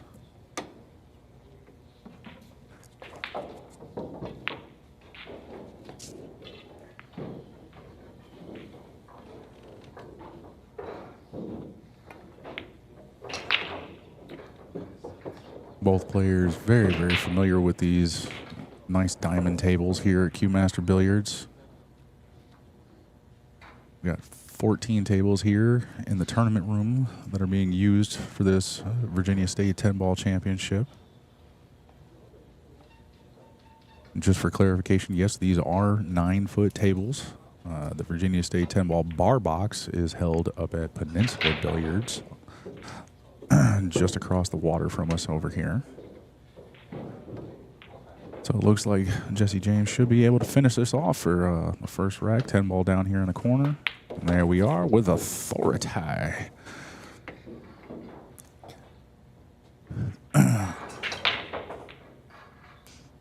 For those that are not familiar with our particular event sponsors, Raymond's Pool Shop out of Diamond Billiards up in Midlothian, Lendy's Cafe and Raw Bar, 2 locations like I mentioned before, one over on General Booth in Virginia Beach, another one here down the street at Shore Drive. Both great locations. Very, very good wings. Great variety of sauces just as well. I would say very comparable to Buffalo Wild Wings, and I know that's a bold statement. Again, shout out to our location, Q Master Billiards, and also our title sponsor and software,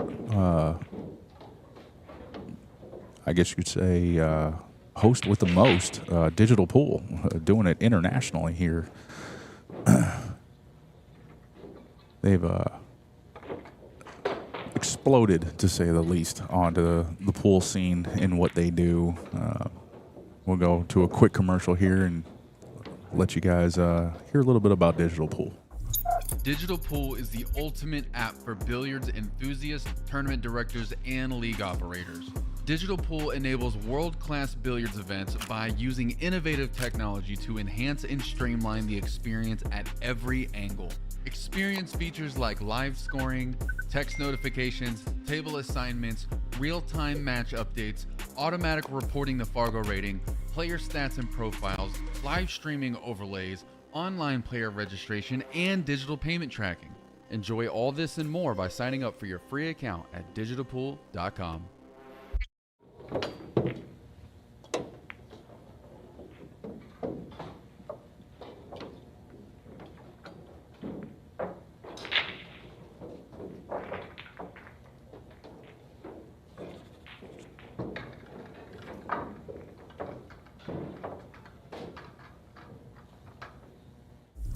Digital Pool is the ultimate app for billiards enthusiasts, tournament Sorry about that. directors, and league nope. operators. Digital Buttons Pool hard. enables world. There we go. Yep, we're good now. Okay. Yep. Mr. Goria halfway done with his taco salad made of nachos. Well, no, it's nachos with toppings. Yeah, pretty much. Was that the not so wimpy nachos or the wimpy nachos? The jacked up nachos. The jacked up nachos. They forgot my jalapeno. On a stick? No, not on the stick. This is, Let's talk about this other stick on the table. This looks like Yeah. a fairly good layout for a run here. so much backspin. Yeah. Yes, these tables right now recently refelted by Re-railed. good old Eric Moore and Scott Gushel, and all the backspin. When they were fresh within the first week. I'm not that very skilled in my opinion, and I had to adjust for this thing called skid that I did not know about unless it was like the pros. Yeah. Fresh felt, fresh rails.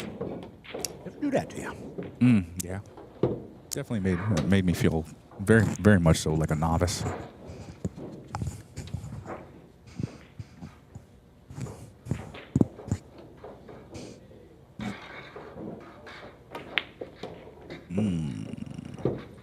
See how much space does he have? Oh, he's got plenty of space for that six.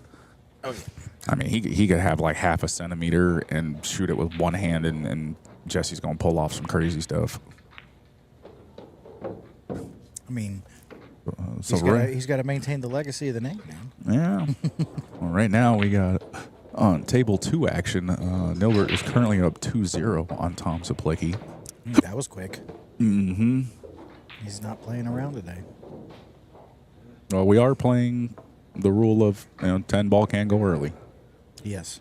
and it does have a weird way of popping up here and there that it sits there. It says this is for money. You're not going to ignore it. Right. Yeah, I definitely saw, what was it, Mike Davis. He had 2 of them. Oh wow! Oh, that rattled. Really wondering what happened with that because that was unexpected. Very much so. Nice little touch cut there by Raymart.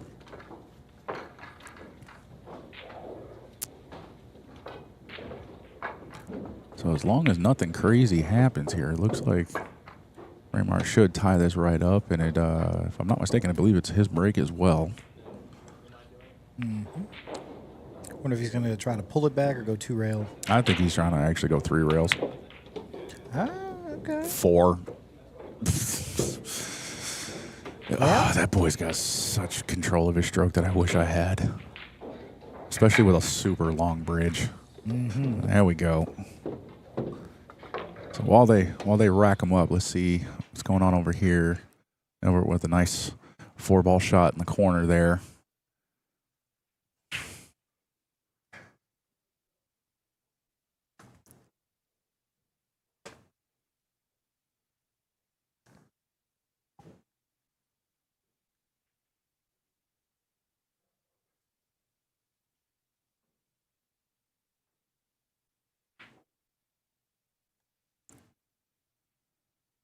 Like I said, currently the score is 2-0 over there.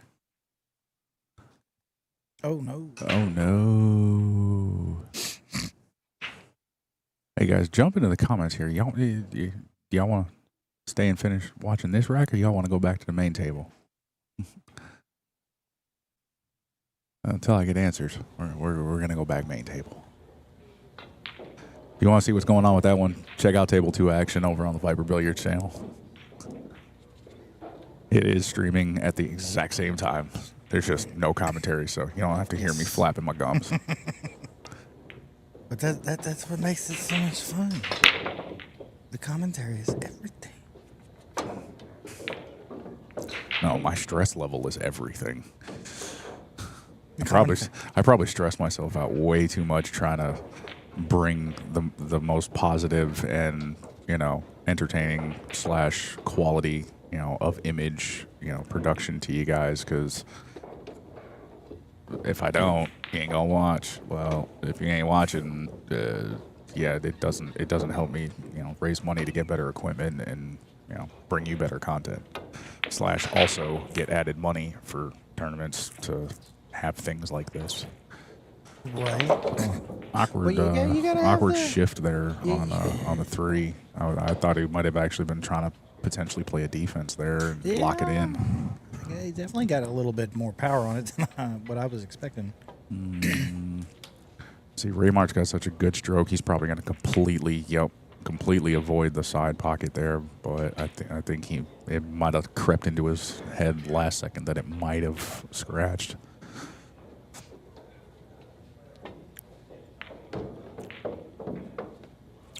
What?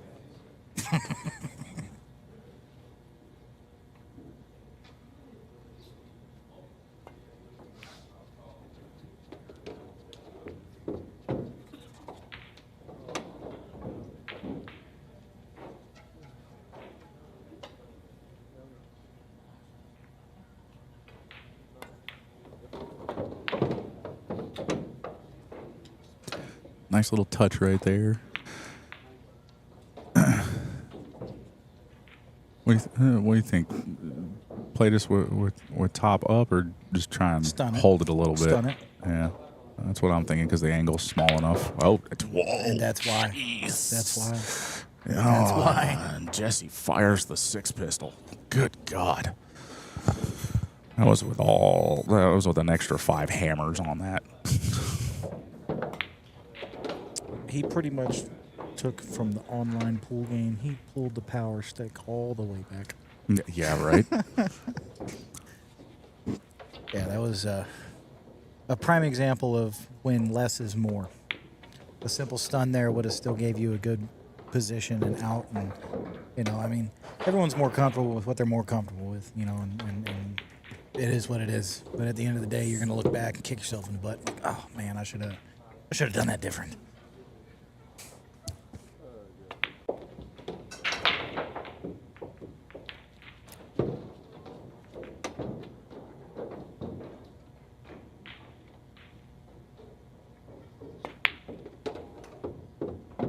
Nice come around for the 10. It looks like he's going to have an easy pot here. All right. To the next rack. There we go. 2-1. Oh, yeah.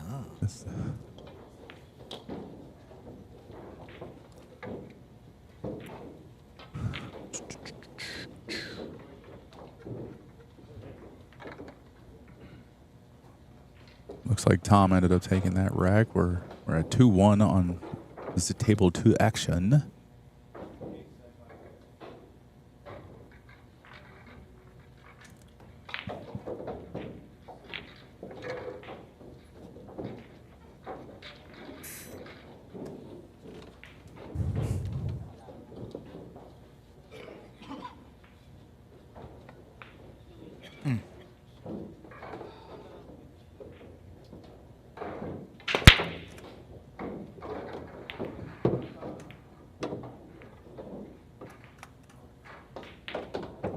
Nice break there. Got to look at the 1.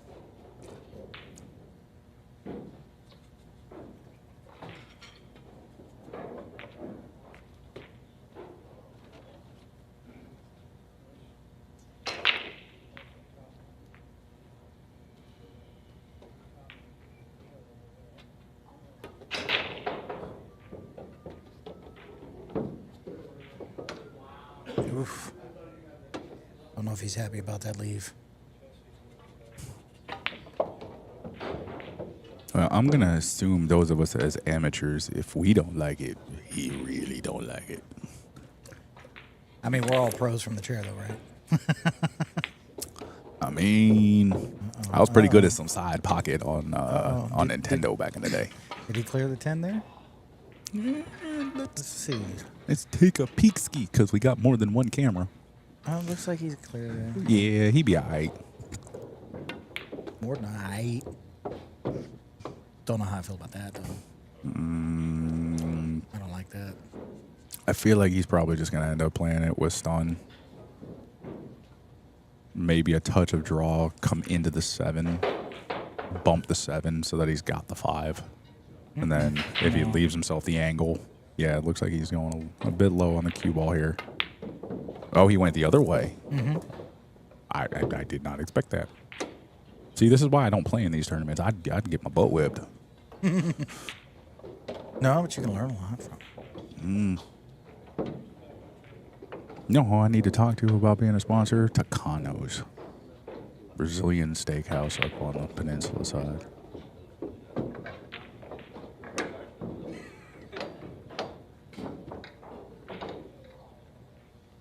Yeah, from what I'm talking about with food, you wouldn't even think that I lost 48 pounds, but that place, oh yeah, I left with the meat sweats.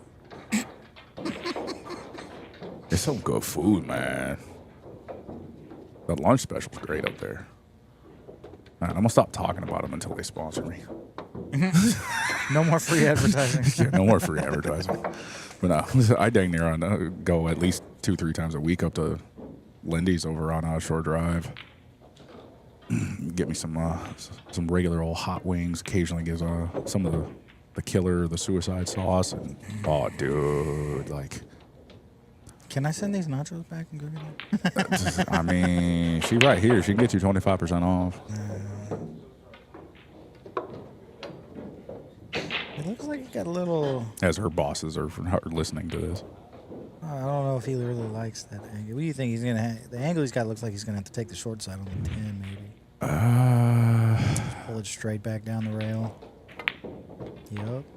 Yeah, but I mean, it's still short side, but it's not like super small. Yeah, no, definitely not.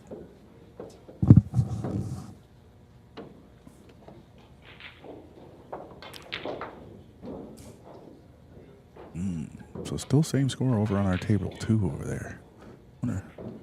Slightly wonder how that's going. Rail first option. Okay, cool. Let's slide over to our table 2 action just a little bit here. Tom on the 7 ball.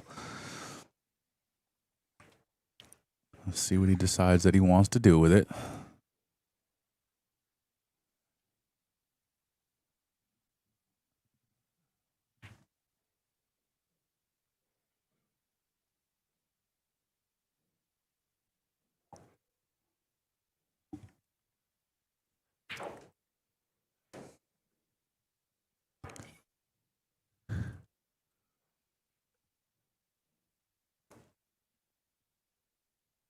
He's so tall. It makes you like almost forget that we're playing on 9-foot tables here. I know, right?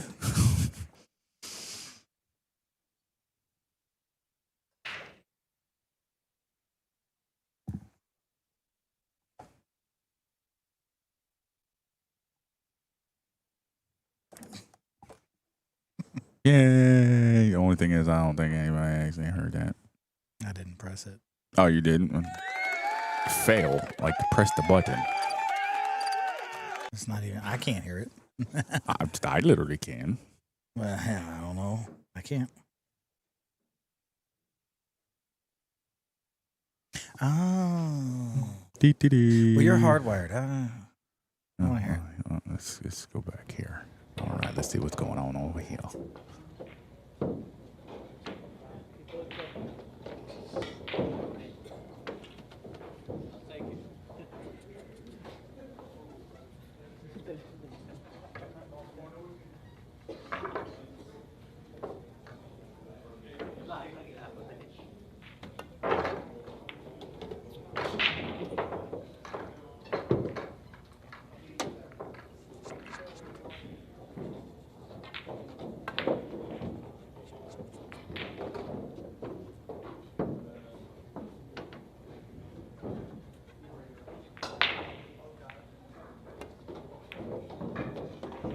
Okay, now we back. Overall mute right there. Sorry, folks. I have a lot of people trying to buy the merchandise. You can check out some of the merchandise that we got through Viper Billiards. We've got Maury products, tip tools, gloves, tips themselves. We're looking at coming out with some apparel, some jerseys, some new hoodie designs, some polos, some regular T-shirts.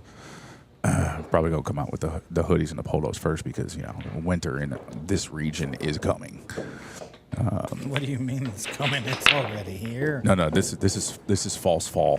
Oh yeah. Where like it goes like colder than normal, then it comes back to normal fall. Then we have like third summer, and then like intricate like Arctic winter, where all of a sudden it snows and the state shuts down for 2 weeks because Virginia doesn't know what 4 inches of snow or better is. I mean, yeah, you're not wrong. Mm-hmm. You're not wrong. And then on top of it, it's only taken. I'm about to be 37 years old, so about 30 years for them to figure out how to use computers, so kids don't have to worry about snow days. They do asynchronous That's learning. not fair. That's not fair. That's so not fair. No, it's not fair for parents. No, it's not fair for the kids, man. They should be able to know what a snow day is. But we're gonna end, halt, and divert because not gonna talk about it. No political conversations. There was nothing political about that. That was generational. Well, yes. Tell me how old you are without telling me how old you are. I still remember when Ren and Stimpy was on Nickelodeon. Me too. You gonna be the cow? I'll be the chicken. Chicken and the cow. Chicken and the cow. Poor playing dolphin and the whale. You end up being the little devil guy with the bare bottom out there running around. When a demon comes to claim your soul and you find out you've got something in common. Oh, Lord. Anyway, back to the match. Mm-hmm. I like spicy, so I bathe in holy water. Cue the awkward.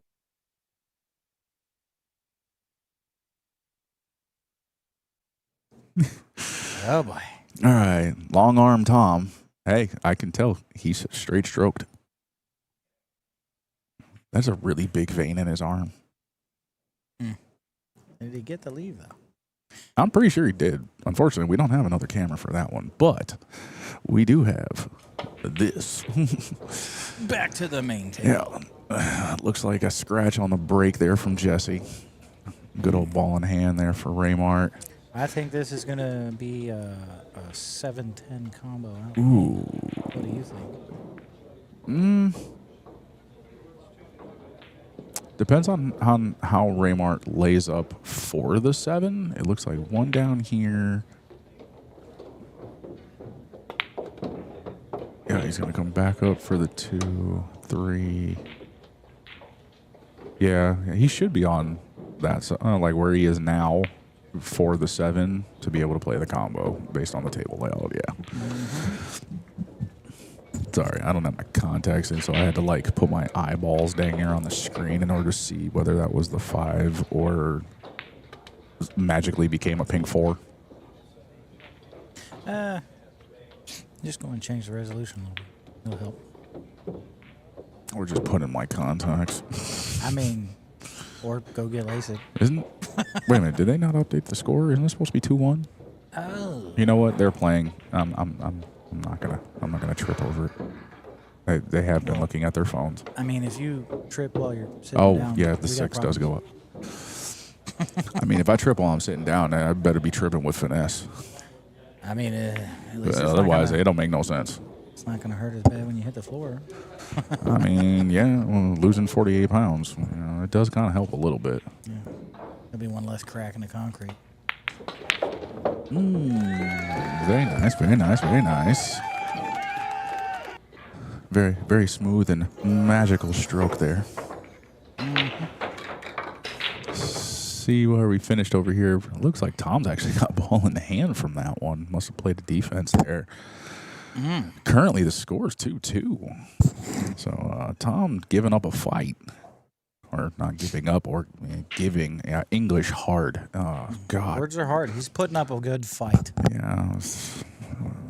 Go to bed at 4:30, fully fall asleep at 5, wake up at 8, and try and speak. Yeah. I am usually still at work at that point in time. Yeah, but you work nights, so Yeah. that's like fair. 7 p.m. to 7 a.m., buddy. Looks like Tom should end up running that one out. Got Raymart breaking on the main table here. It's crazy to me how consistent his break is, where the 2 and the 3 dang near run into those corners like it's time. expected to Yeah. every time. I'm only holding on this one, folks, because I'm sure a few of you probably want to see, whether or not Tom actually makes this cut, because it looks like he landed almost flat on it. Back on the main table, Raymart does have a clear shot at the 1 leading over to the 2, so this shot's a little bit more interesting. There we go. Cut. Alrighty.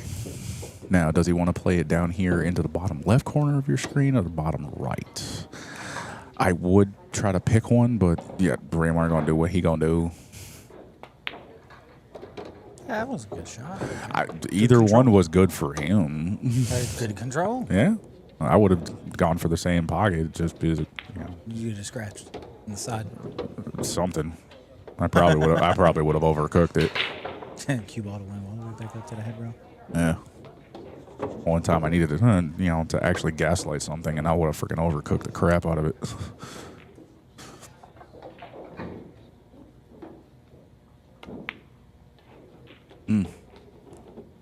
Beautiful. I feel like maybe he might have got a little too straight on that. Maybe he wanted a little bit more angle. Maybe make it work either way, but I mean, man knows what he's doing, that's for sure.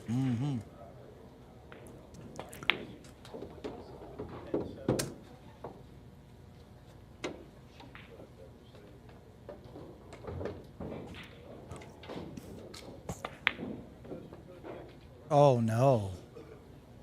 The 9 hung.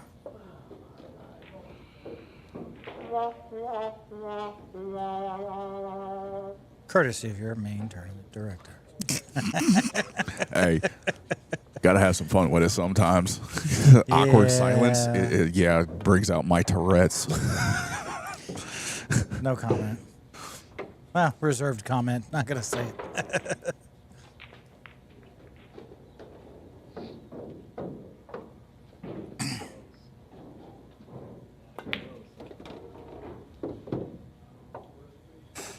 Fairly easy out there.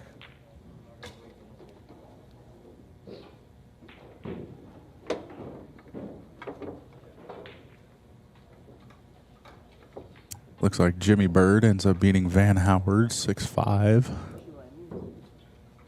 That's the latest score update that I've got there on that one. Currently, a gentleman known as Mexican John Hernandez, is up 2-1 on our fellow booth commentator, Christian Youngers. Wade Traham trailing 3-1 against Fabio Rinaldi. Table 24, Michael Warren, two up against Adam Houston right now. Jerome Carmichael is up 2-1 against Joseph Russo. Mike Davis and Ryan Stallnacker just started their match. And good old roof doctor, Justin Squires, is currently 1-1 against Benji Piemonte. Scratch on the break there.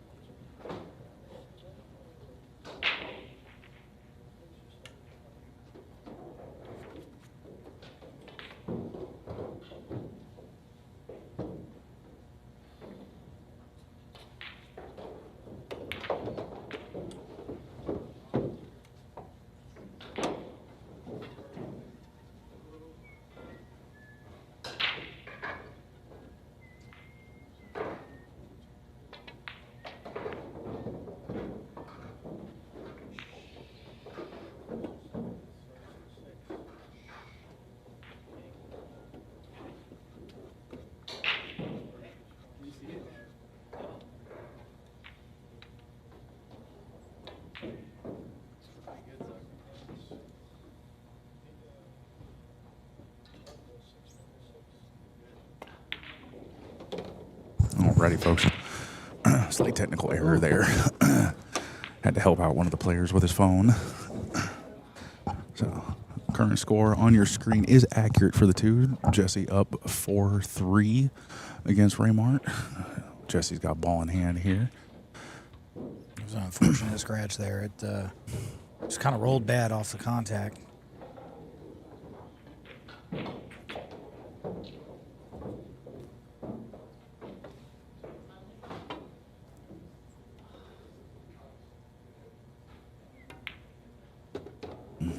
So smooth, especially without a glove.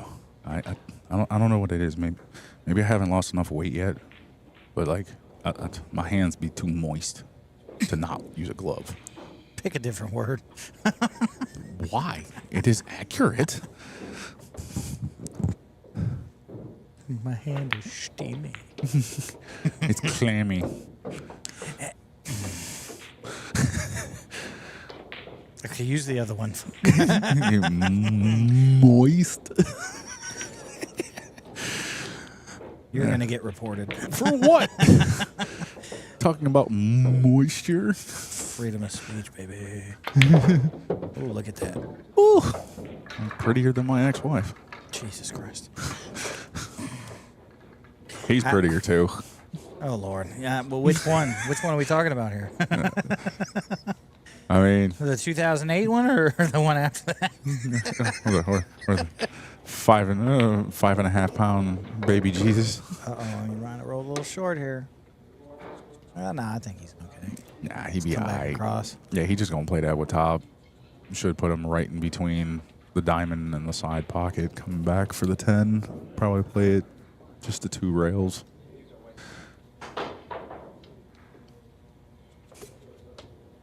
I mean, heck, he could possibly do something squirrely here and just play, a touch of inside center ball and soft touch it.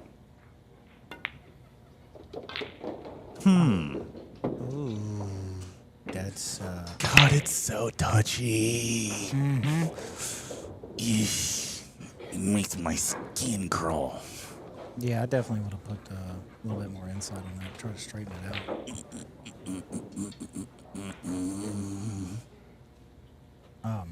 What?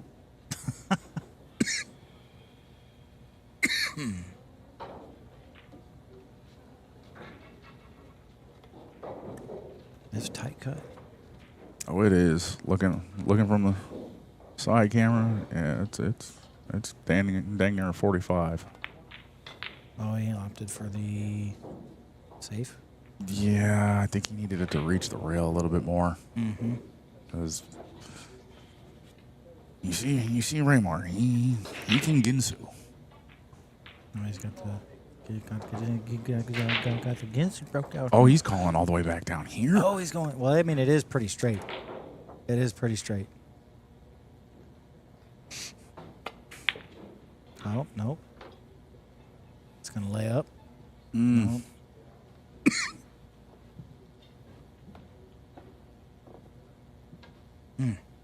Definitely not an easy shot here. Neither one of them is an easy shot. But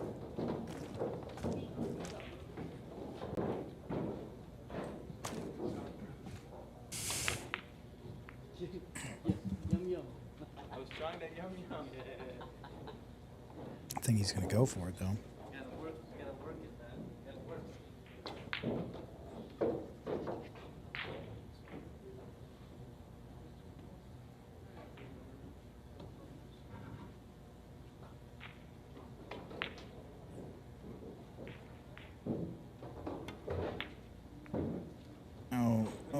Oh, just short.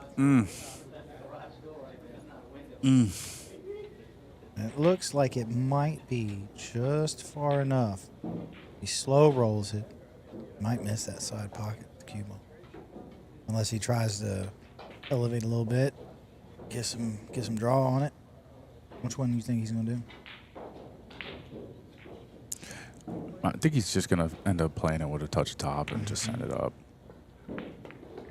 He already got lucky that he's back on the table. Oh, no. Very unexpected. Felt like he rushed it a little bit though.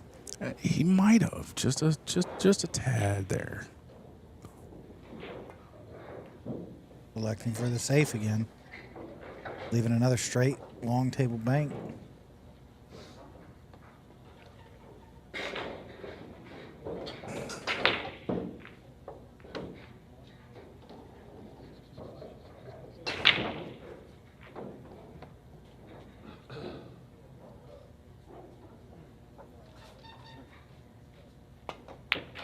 I think that's in. Money. Money, money, money.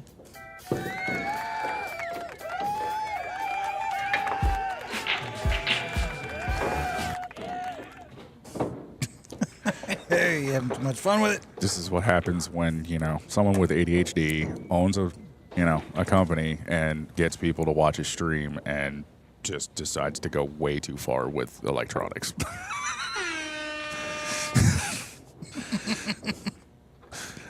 And then all of a sudden, you just sit here and you all of a sudden have the awkward silence and just...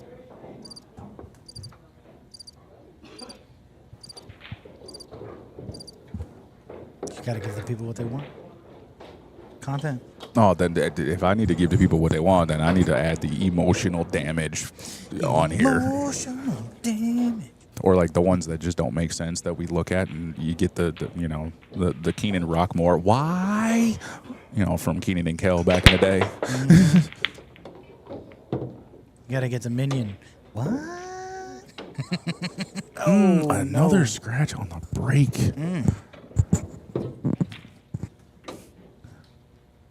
Where is it coming from? I have no idea what's going on.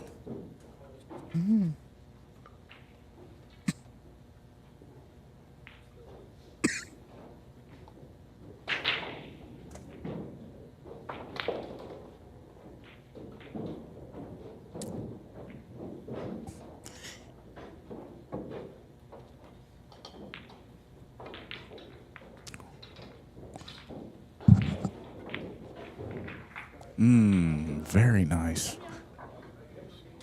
Takes the jump away. Takes the one rail coming this way away towards good. us. So he's basically... Oh, wow. Is there space between those? He's going for two. He's gonna try to swerve it.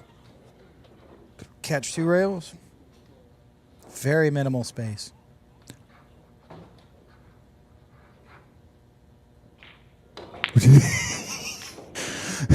He's like remeasured this like 4 times because of the fact it is that tight. You gotta do what you gotta do, man. It is very tight. I mean, you look at these. Wrong ball, but good attempt. Like you said, these rails, they're super grippy. They're gonna run. They're gonna run. And I think I've seen a lot of players that are trying to adjust to that because, they're not used to playing on new, fresh, This stuff fresh as is like, it's fresh enough to where if you like slide in with a brand new glove, it'll actually burn a hole in the glove. It's so smooth. And I know because I've done it. And it burns a lot. Sounds like you need to get a better glove, which reminds me, we've got a whole bunch of good Mori products for sale, as well as... We got Turning Point Chalk, both the Pro Series and the Premium. I actually started using the Premium on my jump cue and my break cue. Gave away 3 brand new pieces of tome. I stopped using it. Mm-hmm. Now, mind you, like you would think, okay, probably because it sticks really. Ooh, early 10.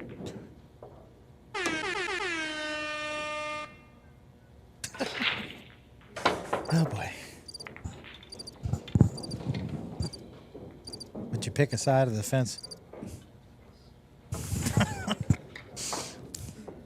I was looking for that, free, surgical process. But yeah, for anyone who's interested in any of the products, you can browse them at the Viper Billiards Pro Shop website. Oh, look at this on table 2. Uh-oh. Tom making a stand here. He's up 4-3.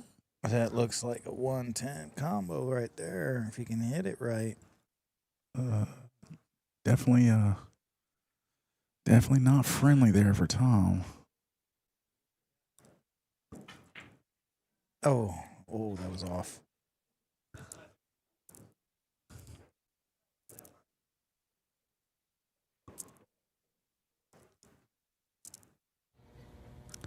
We'll get back to our main table action here. If we see anything else cool, we'll be sure to let you guys know. Until then, Oh, hey, we're going to look. stay here. Oh, look. Mosquito. What the? Jesus. Is it a bird? Is it a plane? No. It's just a fat mosquito. That's what happens when you live by a swamp. I wonder if mosquitoes actually get bad cholesterol if they actually freaking, bite a fat person. Because there's a lot of mosquitoes that bit me before I lost weight, and I want to know if they died because of my poor health as well.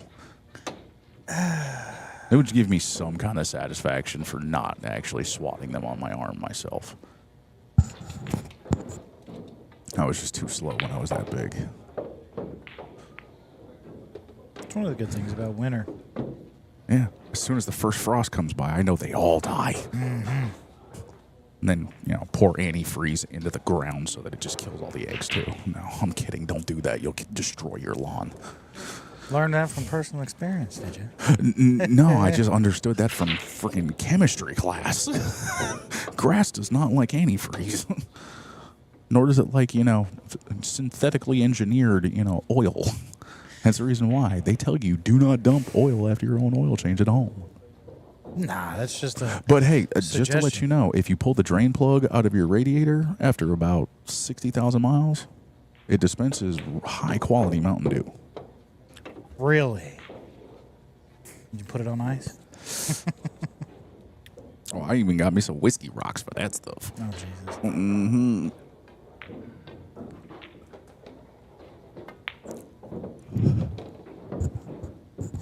So nice clean 6-ball there. Should be pretty much the exact same shot coming back. Mm-hmm. So do you try to come on, the closer side to us? He of the looks 8? like he's pretty straight on the 7. I think following it up and taking the 8 in the side is probably going to be your better option. But if you know how to control your shot, you come off that side rail and out for the 8, just like that. Or he didn't even hit the rail, but you get what I'm saying. Yeah. Jesse plays on these tables back here a lot, and even he said, they definitely play significantly different having fresh felt. Yes. And mind you, this felt's like almost a month old now, and still fast. Mm-hmm. The installation by Eric and Scott, it was done right. Especially in some of their force follows and some of their draws, you'll see the skid and the massive just run by the ball. Mm-hmm. There was a couple times I actually had like a full table and a half draw when I only intended to go like 3 diamonds back. Yeah, it's like, hey, bye. So we got Reggie Jackson over here, just defeated Josh Stites over on table 30. 6-1. Yep, 6-1 on that one. That's rough. And that's a lower bracket too, so Yeah, the 1-loss side. yeah, that means he's out of here. Josh is a really good dude. He is.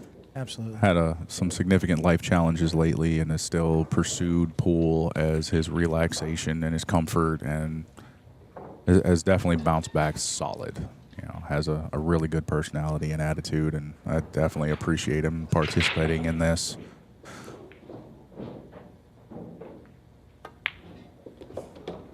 Nice finish there.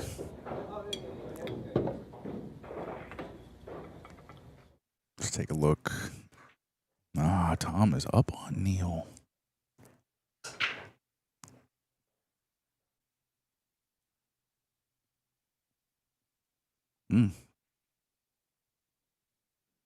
Very Interesting. Who touched my camera?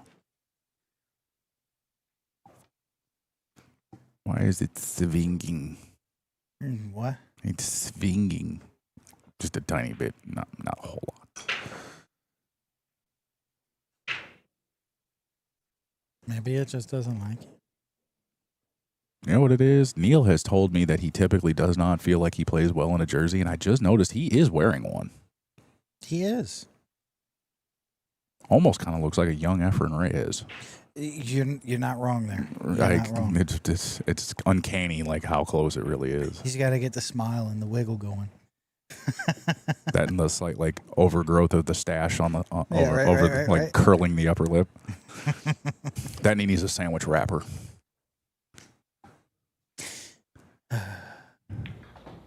Back over to the main table action here. 2 ball right there behind the 10. Let's see.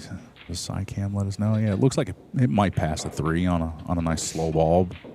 Trick is hitting it just fast enough that you bounce off the 10 and can still see the 3. I think from that angle, he may be able to stun just behind the 10 and get in between the 10 and the 5 there. Yeah. 2 ball looks like it's ahead of the 10 enough.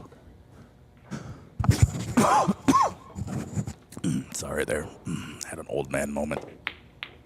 Oh. Not terrible.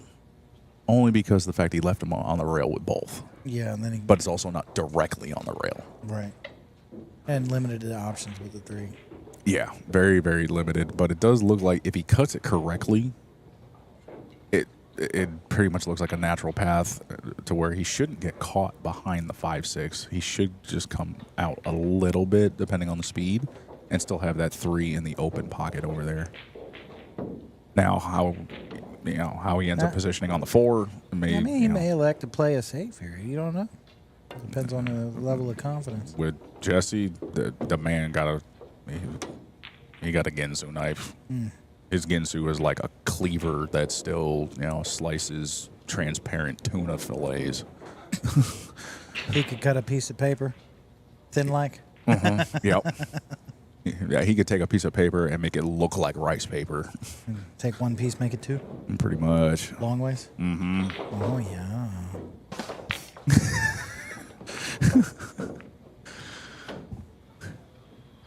Let's see what Jesse wants to do with this one here. He's calling down in the corner.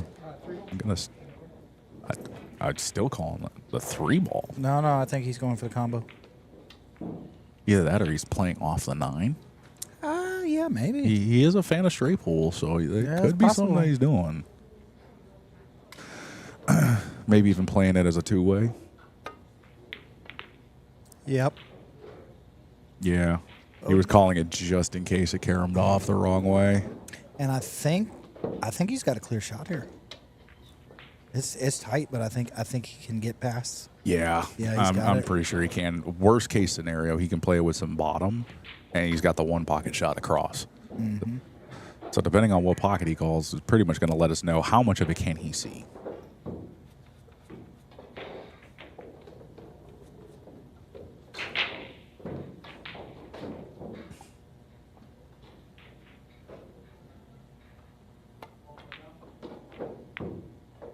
Oh, he tried to roll it. Oh, it got hung up.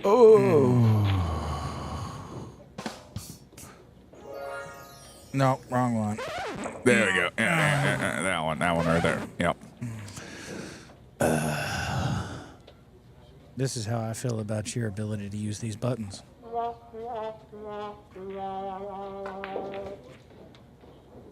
That's, 2 completely different setups over here. I got the Stream Deck over here, swapping between, camera angles and stuff like that.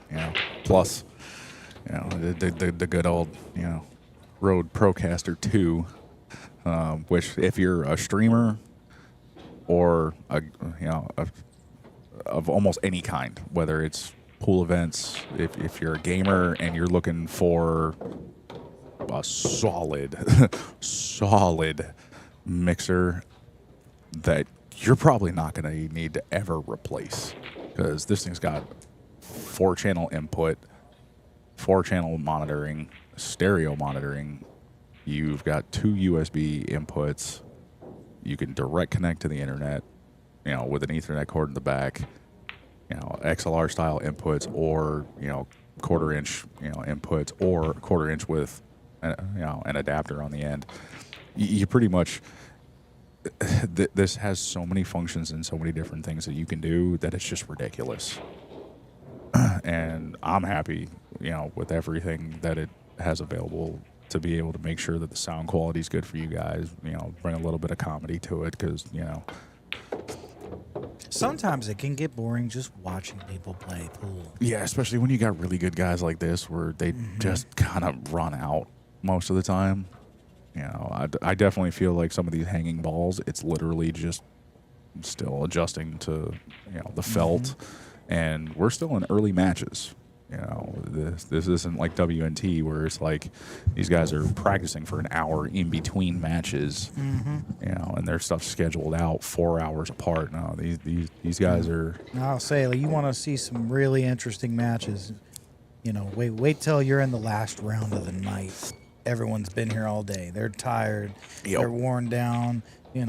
Maybe they decided not to eat because it might throw their game off, whatever, what have you. You'll start seeing some more mistakes and some more back and forth, like real battles. And I think that's going to be some fun ones to watch.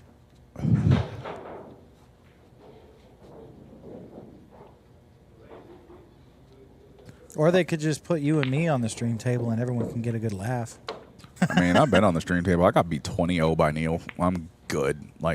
I don't need any more, strikes at my self-esteem. 20-0? I wouldn't be able to do that. I don't think so.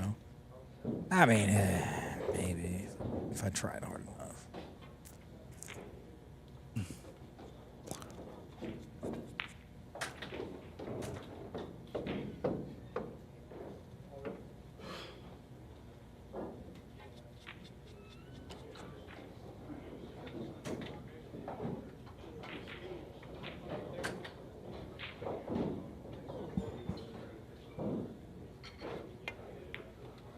Nice little bump there.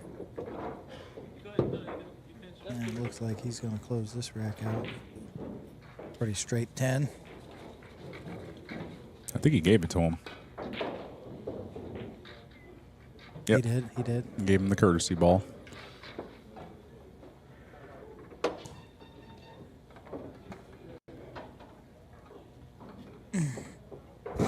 So Tom Saplicki over on table 2 is currently up 5-3 against Neil. This could be interesting. Neil did end up going into the losers bracket about midway through last year and literally clawed his way all the way back to end up playing Mike Davis Jr. all the way in the finals.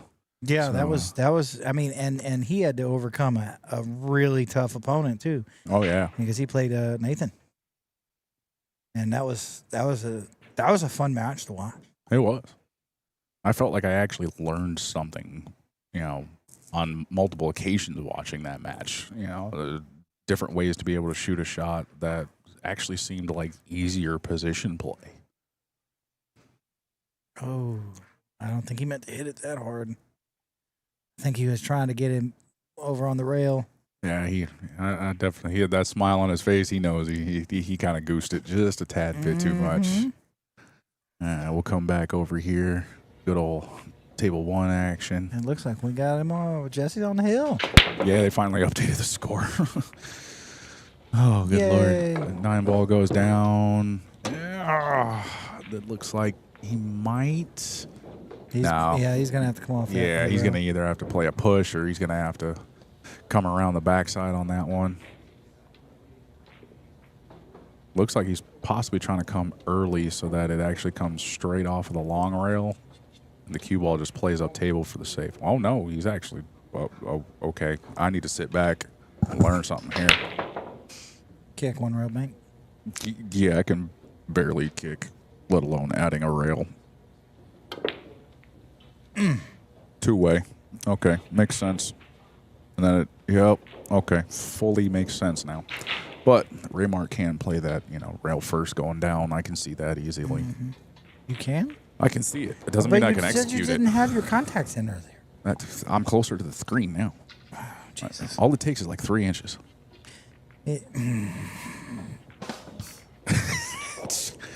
All right, I was slightly being serious. Like,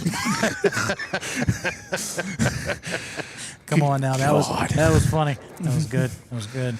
Grade A, number one. I got to get one of those. That's what she said on the freaking soundboard.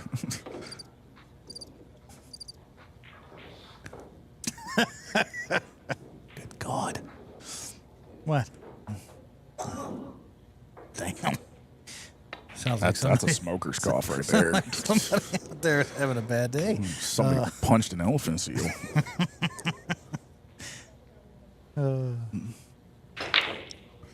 What are you doing on my beach?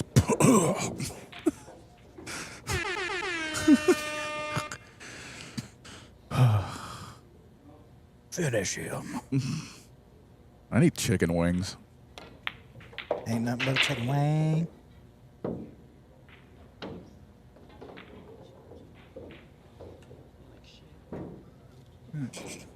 No. One of the sponsors is Lendy's. Therefore, I would expect probably one of the owners is watching this, seeing as they paid for it. So, hey, Ranjan, if you can send one of your employees over here with a dozen wings, I will gladly put them on camera. Preferably atomic. That way I know a bunch of people aren't going to want to share with me. Blue cheese. Okay, apparently I got my entire staff hungry at this point, so make it 24 wings. I mean, I didn't get to finish my damn nachos because you're like, hurry up. So, here I am. They're over there cold and hard and lonely.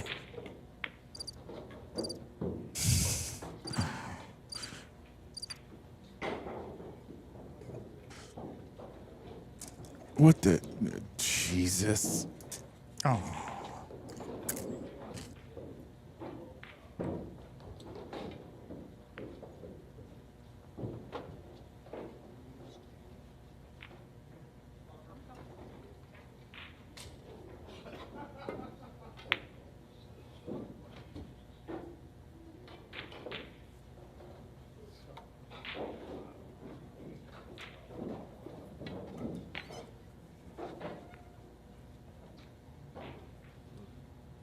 All right, so long table shot here for Raymart. Does he decide to cut it, or does he decide to actually, cut? There's the bank, and there's also the defense. Yeah, he definitely went for the defense. Oh, yeah.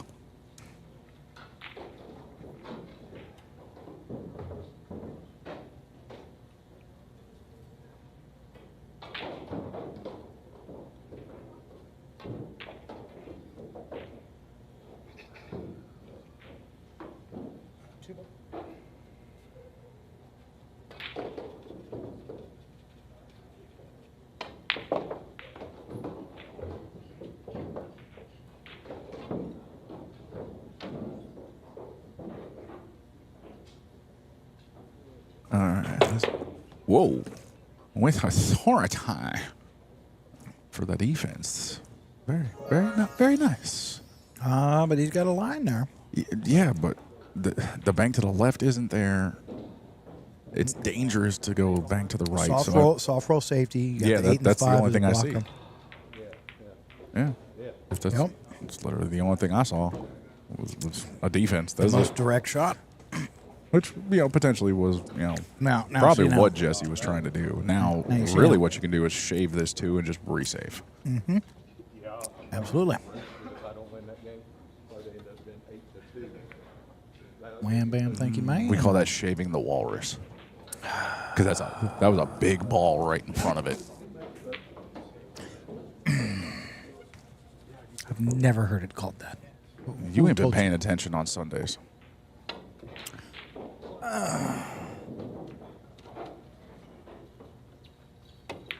You won't say that one live, huh? Hell no. not with the folks that I'm collaborating with. I won't do that to them. So, long table 2 shot looks like should be space, but we'll see. Yeah, looks like he's got space to be able to send it. Be nice to get just a straight down overhead. I'm getting there. I'm getting Well, there. I mean, if they had the what are they? The Predator lights, the rectangle Predator. no, light? I don't even need that. I just need people to like and subscribe. That's it. That's all I need. Yes. And even if you don't like it, just subscribe. That's it. And eventually, when I get to enough watch hours, we'll be okay. And I'll be able to actually get a GoPro for a top view. And I will gladly bring the top view to people's attention. I am mean, all about it. We could am just zip tie. brokey about it. We Like could right just, now. we could just zip tie a camera to the bottom of the I light. would, but these cameras can't friggin' handle something that close. That's literally the only problem. Like I've thought about doing it. Uh-oh. That was not what he wanted. No, but I think he got the safe. It's tight, but I think it got there. I don't think he can see enough of it to pot it. He might Yeah, he elevate. might. He I think he can. Yeah, the camera always lies. So currently we have over on table 27. Mike Davis Jr. is currently down against Ryan Stallnacker, 2 racks to 0. Now, mind you, for those of you watching, that's go back up. That is a. But you put it back. Stop moving it. So Mike Davis is a 749, and Ryan is a 524, and the 524 is up 2-0. So that just goes to show that there's always a chance, always an opportunity, regardless of what your skill level is, for you to play competitively. So don't be afraid to go out and play in tournaments. Come up and visit. Yep. And just know, bigger entry fee just means bigger pot. That's really all it is. Absolutely.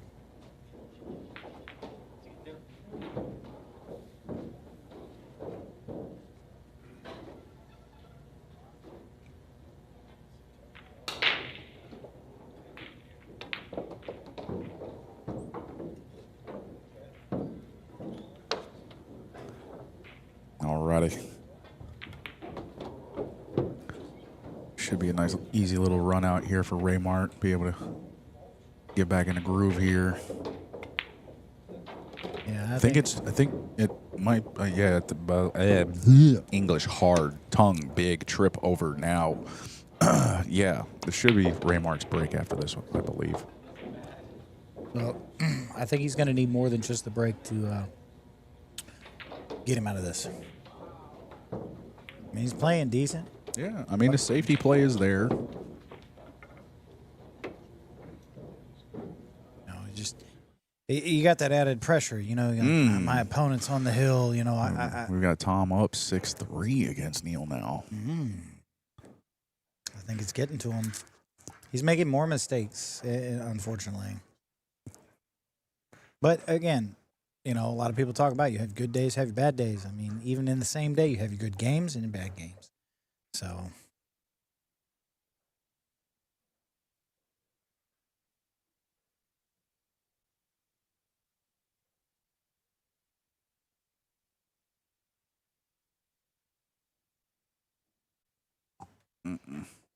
How's our good friend Christian doing? Is he still hanging in there? Yeah, it's currently 5-3 in Mexican John's favor. And no, I am not profiling him. That is literally his nickname. That is what he prefers. Yeah, which threw me for a loop. Well, I'm assuming his home, his where Bro, he plays out of, most likely has, you know, a couple of Johns. Possibly, So yeah. That's how they decided amongst themselves to differentiate. When I guess maybe someone's coming to put some money on the light, you know what I mean?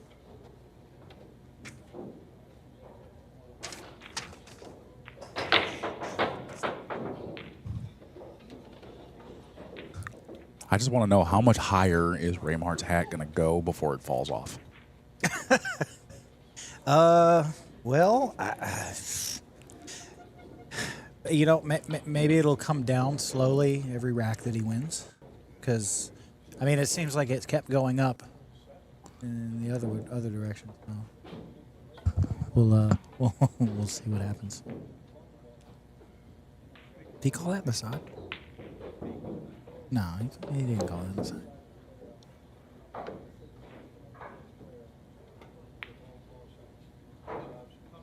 Ooh.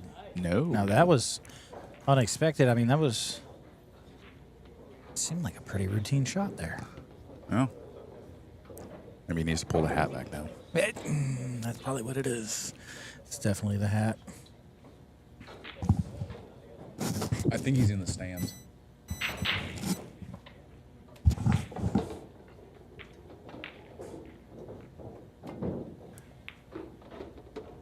Yeah, that might have been the mistake that. There's no telling now. Oh, But- yeah, especially with the fact that I think he landed a little short on the 3 compared to where he wanted to be. Absolutely, but Yeah. I think that 2-ball mistake could potentially have been the thing that cost him the match overall. Could be. Very, very, Now very well could be. this is definitely a difficult shot here to maintain position, but he's got a big window, so as long as he just doesn't overhit it. Oh, well, you know what I always say, hit it with your purse, right? You know.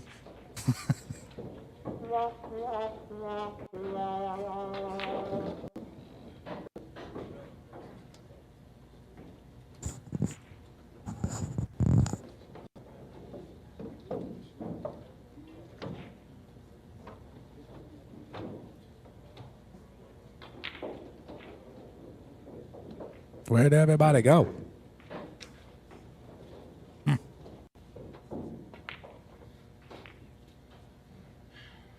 Are they having a conversation about what just happened?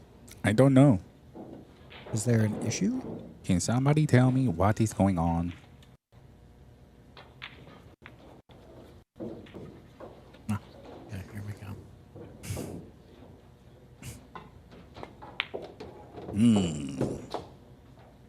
Now he's got a chance to potentially run this out and get one closer to catching up here.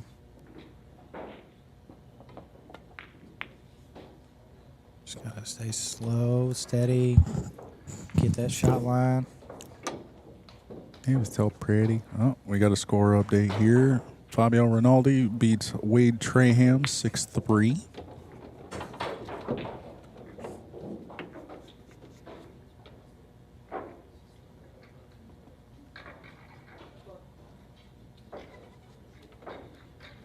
So Fabio's next opponent will be Kevin Bogus.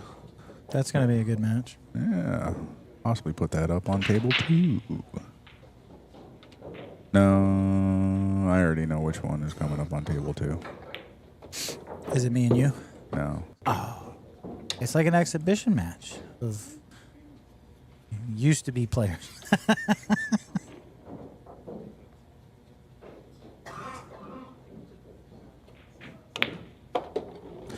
Something's out there dying again. Man, he got really straight on that. Look at that leave, and he nailed that one perfect. Wham! Bam! Thank Look you. at look at ma'am. look at it run.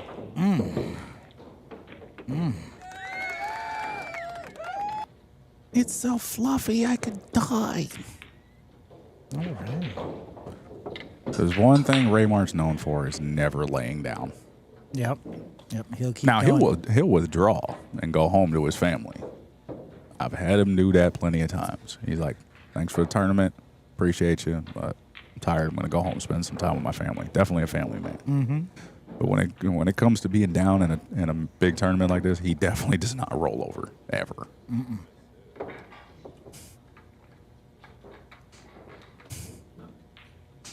Semi-phenomenal, nearly cosmic powers. It's a new blurred up.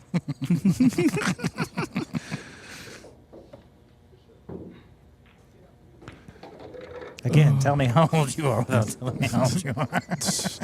Sheesh. I still remember the land before its time.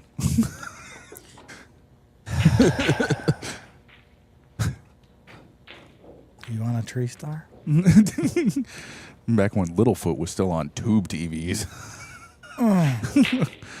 and VHS. Internets. What's that? Me, boom, boom, boom. The good old days of dial-up. Obviously. Life was simpler then. Wait until 2 a.m. in order to download your music on, Kazaa or Morpheus. Shoot, I still remember having a phone with, free nights and weekends and used minutes. I remember when my grandmother had her answering phone service. She was one of the first ones to actually sell beepers. Oh, Jesus. Bro. And ironically, I got paid to go clean her office. Bro. I had one of the Nokias, the indestructible little Nokias. Yeah, now they're Casios. Yeah, now after The that, only company that still makes a ruggedized phone. after that, I had to get the. Ooh, this might be close. Because that's like right on the edge. I think he may elect for the safe and try to push the one over on the rail by the 5-9. That's what I think. We'll see what he does. Another score update. Nicholas Carson beats Augustine Bonillo 6-0. Whitewashes him on that one. And that's in upper bracket. Believe it was. No. That was lower bracket. So Lower bracket. Augustine is out. That's unfortunate. It is. Very, very young kid taking on a very big challenge. Absolutely. And I give him credit for it. A couple of players, came out to support and basically let me know they're like, yeah, I'm just donating. I'm like, oh, I appreciate your time and, thank you. Well, and that's the thing. Nobody ever wants to go 2 and out in a tournament, but people are going to go 2 and out. It is what it is. But at the same time, you're never going to experience anything new. You're never going to try to push yourself to improve if you don't get out of your comfort zone and start playing in these tournaments, getting out of your whatever, little hole-in-the-wall bar you play in or the same 5-6 people you play every week in your league or whatever. You got to get out of the comfort zone. That's the only way you're going to get better. See what's going on over here. Nothing. Boring. But another score update that we got here. Mr. Mike Davis got a rack. So currently against Ryan Stallnecker, it is 2-1 in Ryan's favor.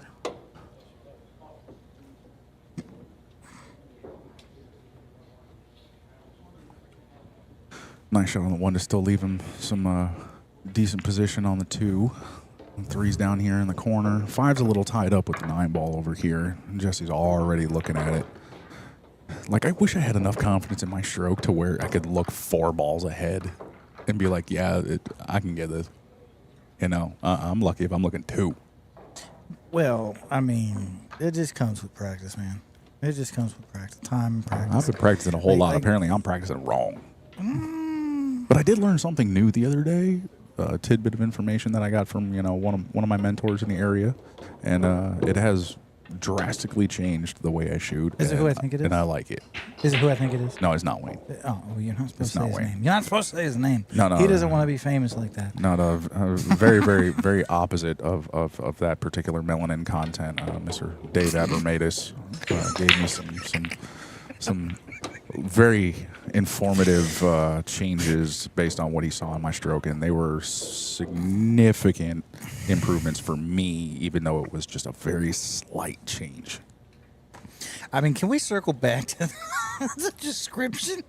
I mean, it was. That's all good info, but good Lord. It was PC. Oh, God, PC. Reminds me of South Park. Everything's PC. PC principle. PC forever. You can't kick the coon out of Coon and Friends. Wait, hold on. Are you talking about you? Or? No. Okay. No. Let's see if he gets that breakout. What's going on? Oh no, I think he went for the. Holy, good Nailed it. God! It was so good I could die. I'm so glad that's recorded. Mm-hmm. Yeah, you need to go ahead and snip that right now. I dang near wanted to, but for some reason, replay no worky. Need to figure out what's going on with it. Did you ever finish with the other file? I don't know. Something. Cannot multitask. No. Multi-pass. No, not multi-pass, multitask. Uh-uh. You need a multi-pass. For everything else, there's multi-pass.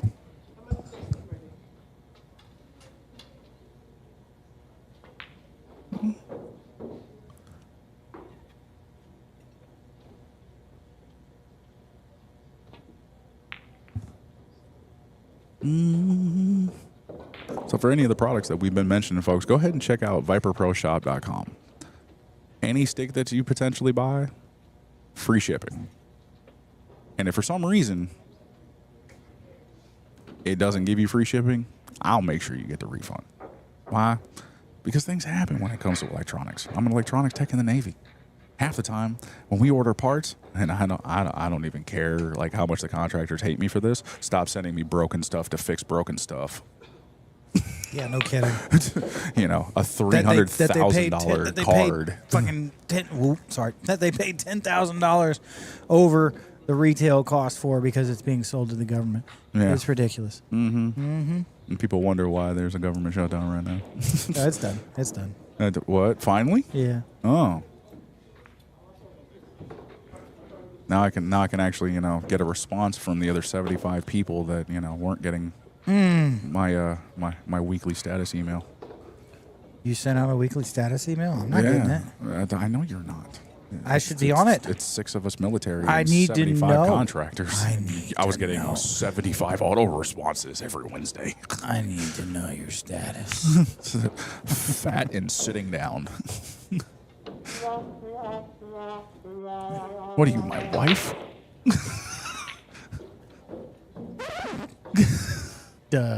What? No. You were like, disappointed in the fact that, I am out of shape. Round is a shape. And it's out of all the other shapes, not the one most people want. I mean, you could be a freaking octagon. I mean, I feel like that might be more attractive. At least I could play D&D with a lot of people. Wait, okay, you lost me on that one, but yeah, we'll circle back to that. I am the dungeon master now. I really want to make a joke, but this joke can't go live. You'll get canceled. Thanks, But for Karen. those of you watching at home, I'm sure you can put the pieces together. It's a jigsaw puzzle. No, it's really not. It's kind of obvious. I can smell colors and see sounds.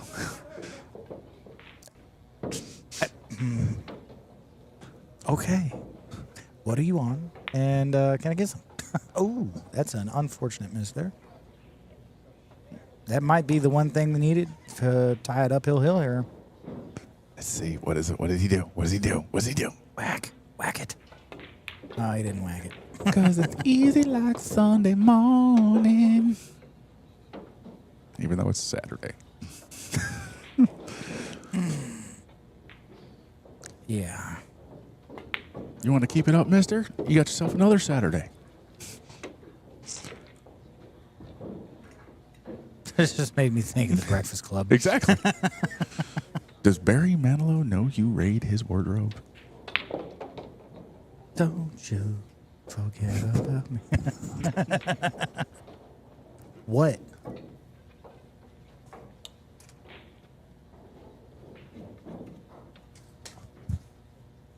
Whoa. And send it. That was a red zone. No touchy. I think So a reminder, folks, as you can see in the bottom left of your corner, Digital Pool software that we are using for this particular tournament. You can search the 2025 Virginia State 10-ball championship on Digital Pool and be able to follow the bracket on your own and see who's where and when. You can even see what table they're on. And if why. you're local, drive on down to Q Masters. Come on, check it out. We got products, over here. We got accessories for you. See what tickles your fancy. And one of the best parts is for those of you who do play around the country who might be in the area, Cube Masters has absolutely some of the best green fees you can find. It's a one-time fee. You're not paying by the hour. Oh, and we are hill now. Oh, yeah. You want to talk about one heck of a shootout? It's definitely between these two Oh, players. this is going to be a fun one to watch here. Both of If these you could- players if you could just, are, you can control yourself and be quiet for like 30 seconds so we can watch the game. But we'll get No, 40 for both. Oh yeah, yes. Tell them to buy the whole box. I don't even remember how many are in the box right now. Probably not many. They've been selling like crazy. Oh, Jesus. So genuine Mori products, ladies and gentlemen. Genuine. None of the knockoff stuff here. Every single one of your tips has a QR code for authenticity on the back of it. Oh. If it doesn't have... Whoa. Whoa, Jesus. That reminds me of... One hell of a break no on that kidding. one. That's like the SVB break, man. That was nice right there. God. Killing it. And he's got to look at the one. Oh, One that might be combo. it. That might be it right there. Soft touch. It should leave the one right there with perfect position for the cue.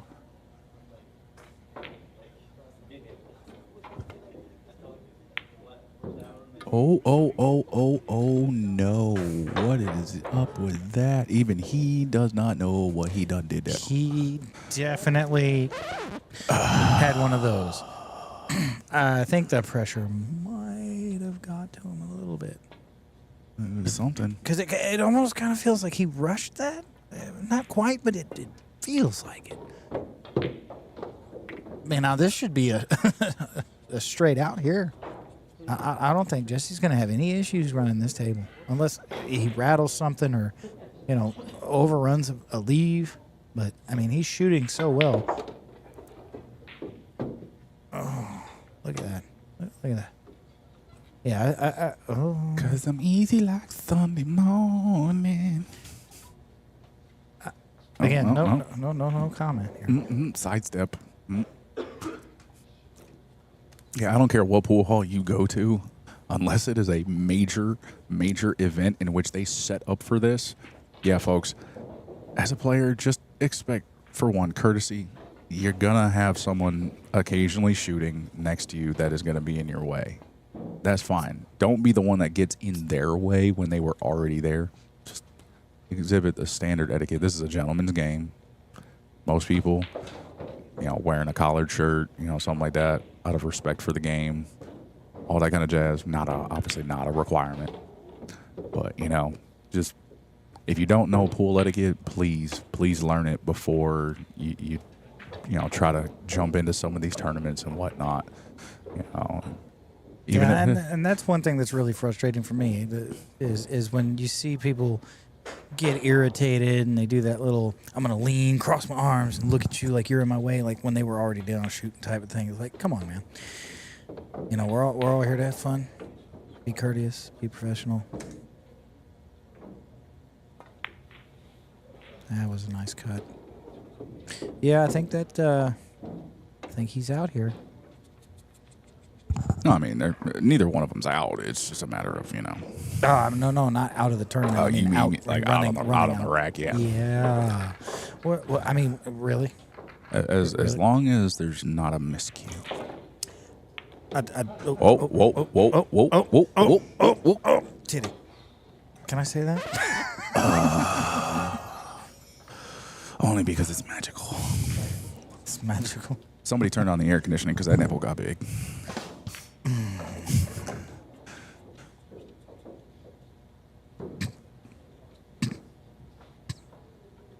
Stop wasting the weed. I don't even know what to say to that. That was a good one. It's easy like Sunday morning.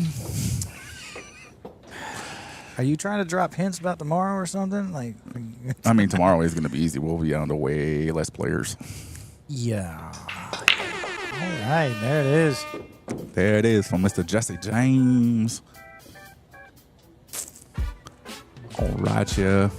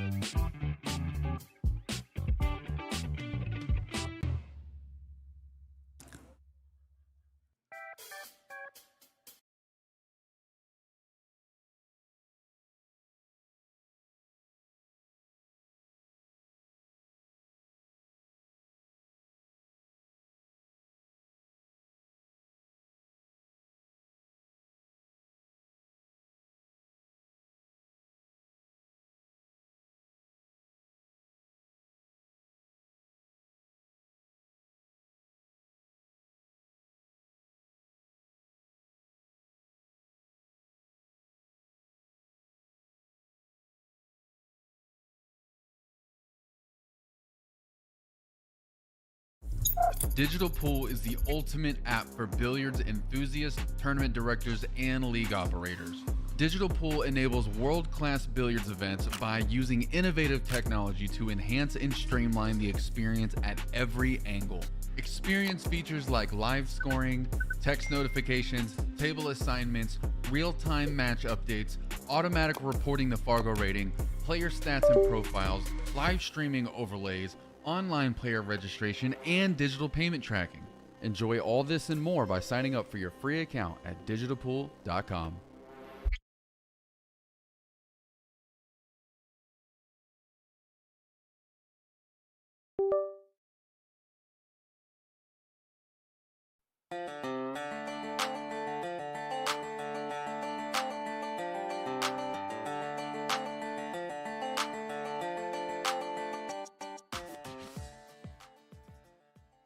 Alrighty, folks, just wanted to give you another little reminder as per who to thank for this particular event and the payouts.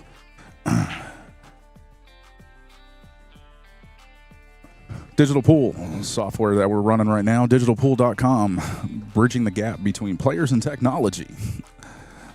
One heck of a system in which you can run multiple formats, large fields, small fields, chip tournaments. Doesn't really matter. It's available. Ox Promotions, part of Ox Billiards out of Seattle, Washington. One of the entities associated with our friend, Mr. Christian Youngers. Great player, great man. Overall, great individual. Lendy's Cafe and Raw Bar, 2 locations on General Booth Boulevard here in Virginia Beach and also Shore Drive in Virginia Beach. Check out the description in the bottom of the stream and you'll be able to see the link to be able to find the phone numbers and be able to actually get to those locations, get some good food. Q Master Billiards, thank you to our host over here, founder of the U.S. Open 9-Ball Championships. Good old Mr. Barry Berman. Rest in peace, sir. Viper Billiards, that is me, folks, along with my staff and volunteers here, Mr. Victor Goria, Michael Wheeler, Kendra, my wife, and our collaborative partner, Mr. Youngers, as well. And also good old Raymond Pro Shop out of Diamond Billiards up in Midlothian, Virginia. Thank you to him, Lendy's, and Digital Pool for being our sponsors for the $750 added in this particular event. Sit back and enjoy, and we'll have another match coming to you here fairly soon. Stay tuned.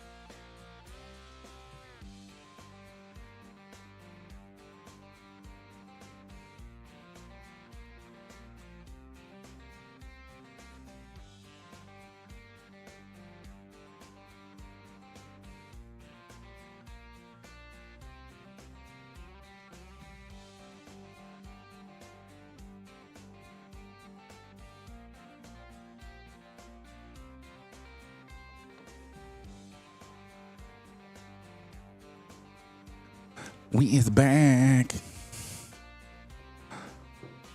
Currently, we got Mr. Mike Davis Jr. on the table against Mr. Brent Worth. Two local powerhouses here. Brent Worth at the table currently.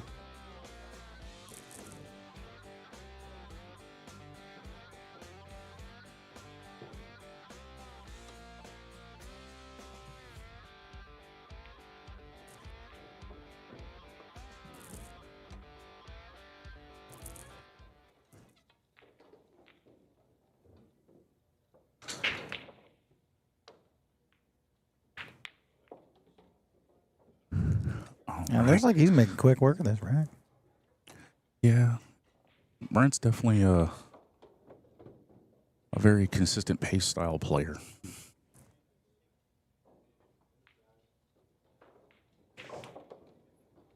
Little extra finesse right there. While he's racking, we do have Mr. Nicholas Carson and Mr. Christian Youngers over here on the table 2 action. Oh, this is gonna be a fun match to watch.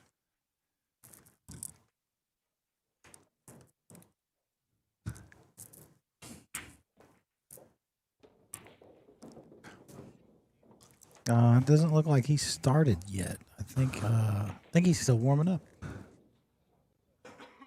Maybe, yeah. Yeah. Well, let's go to the table 2 action. Ooh, Scratchmo.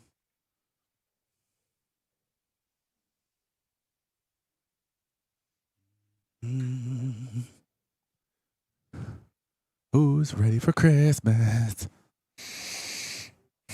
Well, hold your horses because we still have Thanksgiving. Thank you. For the love of that was a ball in hand miss. I don't know. My goodness, that's not. It's not good. I don't think I've seen him do that today yet. It's the first today. I'm probably one of the few that's like ready to pause and enjoy Thanksgiving because it's like my slight break of a holiday that doesn't involve presents before the disastrous December for me. Every year, it's my own fault / my mom's fault. You know, my 10-year anniversary is this year, December 11th. Okay. My oldest daughter, Natalie, her birthday is the 13th. 2 hours before my birthday on the 14th. Then my wife's birthday, courtesy of her mom, was and still is December 18th. Then I've got Christmas. Way too many holidays that involve presents. Yeah. That's unfortunate. All right, let's get back to that. Nicholas just got up 1-0 on Mr. Youngers. That one unfortunate miss. I don't know if he just lost focus or what was going on with that. Might have just been one of those that perspective skew angles when you go down. But to have ball in hand though and miss it. I mean, Like you've seen pros do it. It's rare, but I mean, it does happen. All it takes is just a little bit of offness. Shit, I did it 2 weeks ago. I have no idea who Pool Master TV is, but yeah, we have table 2 action right now. Letting the players warm up on the main table here. Oh, scratch on the break. That's unfortunate.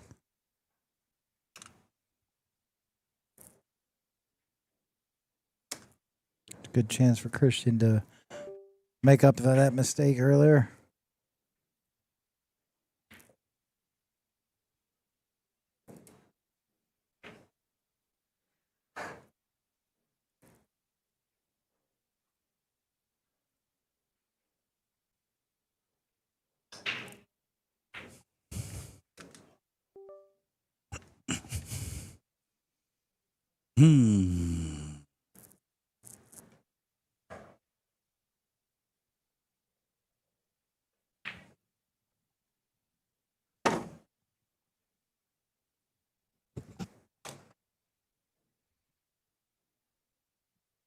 Is your foot okay?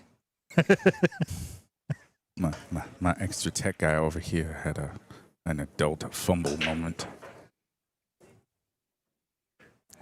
I just thought he hurted himself. I mean, I do that just getting out of bed. That's why you got to roll out, not get out. You know what I mean? I'm lucky if I don't roll out in the middle of the night. Oh, that's another rattle from Christian. Depending on how far it is off of the rail, it's still not a fun one. Oh, no. I mean, he's not too up and down on it, so I mean, he's definitely got an angle.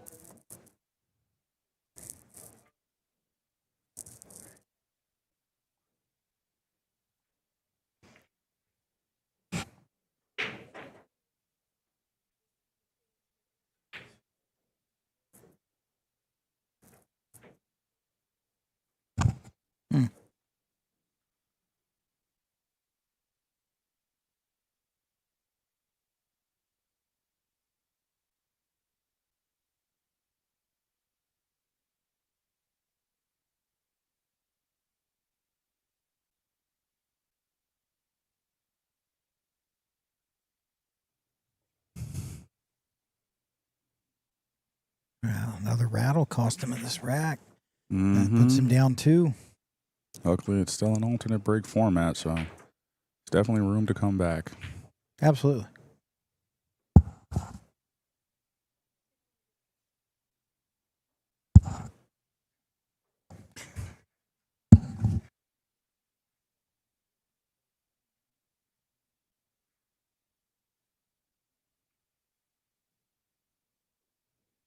Tecnologia.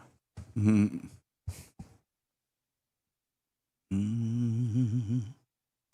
I can't tell. Okay.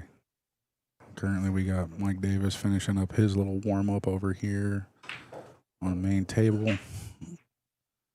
So we'll be bringing you that action here pretty close. Oh, well, thank you, Romy. I appreciate the compliment of the good vibes. I try to bring as fun, and enjoyable of an experience. It's nice to know that you guys actually do enjoy it. Can't make improvements if I don't get feedback or know, what it is that I'm potentially doing wrong. Can't go full, underground Comedy Central, but I mean, we could, but we'd probably... No, I won't do that. Some people aren't ready for that, especially not for me. No, but the apparel in your shop will be. Not the Viper shop. I didn't say Viper, did I? Oh, there's a whole new apparel line that I'm looking at coming out with. Yeah, if you like basically all dark those. humor. Oh yeah, like especially like all the memes that you wish you could find on a shirt. Yeah, expect those to start kind of making their way. Yeah. All right, looks like we've got the first break over on the main table, so let's swap on over there. We got a fairly spread out table, so looking at this rack, it reminds me of something that Mr. Davis actually told me the last time we were up in Richmond, was the 10-ball break isn't always about making something. Sometimes it's just about leaving the rack messed up for your opponent so they can't do anything. Yeah. And I was like, well, that didn't quite work right now due to the fact the one is wide open. Everything looks pretty wide open. I mean, it's Mike Davis. What isn't open? Because right now I'm seeing defense and or Karam off 7. I'm just kind of curious as to why he didn't try to run that a little farther. I think it's because of the fact he had already planned on the potential safety on the 2. Oh, that makes sense. Because right now, if he calls the pocket and it doesn't go, he can leave this right behind the 4. I think he's going to put he's going to put it on the 9, maybe. I mean, potentially. But the thing is, yeah, he's going to put it. Yeah, on the 9. he changed the angle so that there was no chance that it would go in on him. But at the same time, I don't think it really goes in after the fact either. If he was to get this, get this back with ball in hand. Mm-hmm. So at this point, I think he's actually like. Well, at this point, I think he's already called on 1. So chances are, if he doesn't make good contact here, which it looks like he did not, Nope, did not and open it that didn't, 2 up. but it did So leave the combo for it- getting it out of It there. leaves a combo, but it also leaves an option for trying to 3 foul. With the combo, I don't see the 3 foul. Yeah. Only because the fact it looks like he's got an angle, so he's probably gonna, put a touch, So you could- touch a he- bottom on this just if so that if he were to put it over here. yeah, and- but he's gonna make the 8, and then the 2's Yeah. gonna sit. Yeah. So then he can easily end up playing the 2 afterwards. I can see I the know, 2's but there's damn near just on the that rail. level of satisfaction. That's only for us low players. The higher players, they have way more confidence in just being able to run out. I mean, And yeah. they kind of use the 3 foul as like a last resort That's if not the true. table's in its, a reasonable position I to do have it. seen them go for 3 fouls off that break. I mean, if the rack lays out right to be able to do it and you're in the position and it's the easier way, I mean, I guess why not? It's a part of the game. Giggity. But like this right now, table lays out just fine for him to keep going around the table with no issue. This almost is starting to kind of look like the star drill, where you're just kind of slowly going back and forth up and down table. Center ball, maybe some top with this, come on top of the 6, be able to play the 5. 5 would, stun off the rail. I think he's probably going to see if he... I don't know if he's going to run the 5 all the way or just pot it in the side and pull it back a little bit. I mean, the angle that it looks like he's got right now, he should be able to just, send it up table with a decent stun shot and come off the rail for the 6. And he doesn't even have to come super far off of the rail, maybe like 6 inches. And he's got a good angle to be able to do that. Yeah. Bingo. And he actually got like the full foot and still has, the angle on the 6 to be able to naturally come back for the 7. I mean, the gap is massive because the 9 and the 10 are so far apart.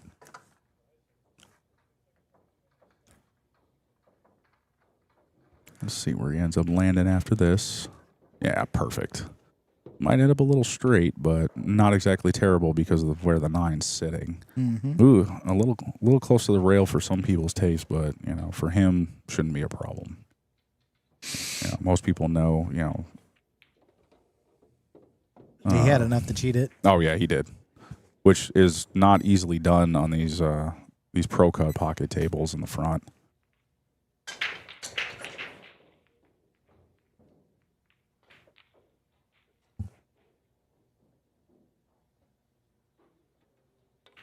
Trahan? Wait, Trahan? On like a product tab or like the girls up front? Tell the manager. Score update that we got over here. Neil is up 2-1 on Reggie Jackson. We've got Ryan Stallnecker is 1 up on Nigel Francis. Kevin Bogus is 1 up on Fabio Rinaldi. We've got Justin Squires and Benji, almost Hill. Justin Squires is up 7-6. That's a race to 8 over there. That's the one other winner side match that I'm waiting on.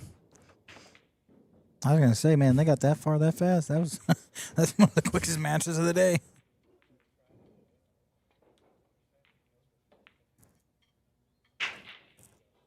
Jimmy Bird is currently up 2-1 against Adam Houston right now. Tom Saplicki and Michael Warner tied 1 apiece. And the break from Mr. Mike Davis. Rack 2. Looks like one's 5 tracking, ball? but it's going to miss. Oh. Is 8 going to kick it back in? No. No, but it might be able to see the 1 there. Yeah, pretty sure you can end up seeing that.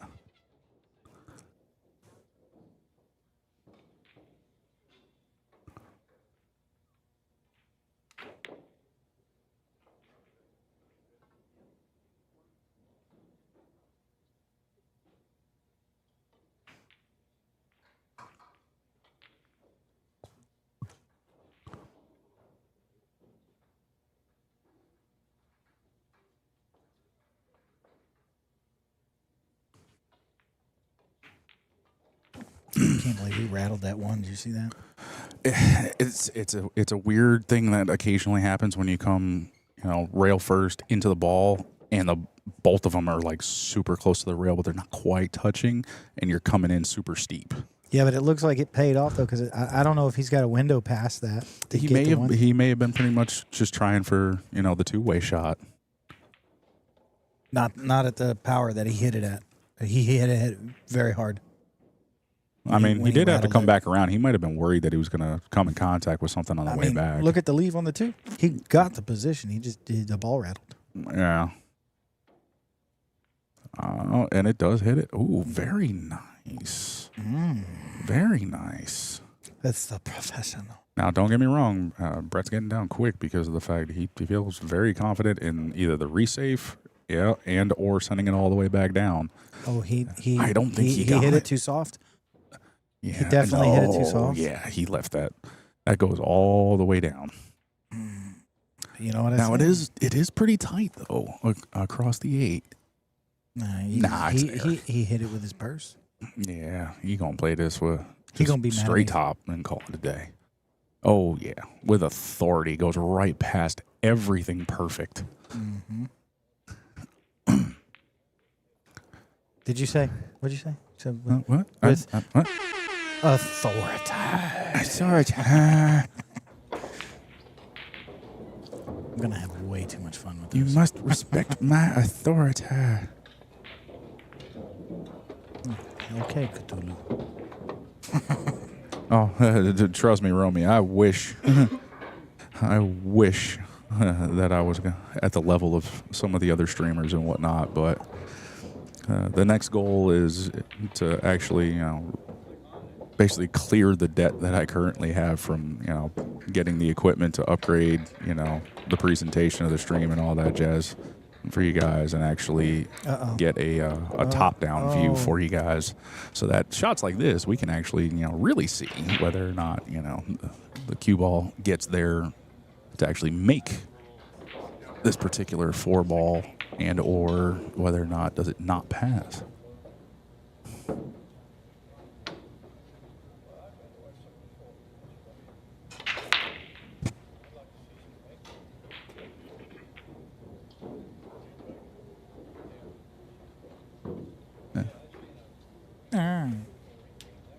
All right, let's see. What do you think? What do you think with this one? You think he's got enough of it? It looks like he's going for I it. think he does, only because it is off the rail. He could potentially have enough space to go rail first.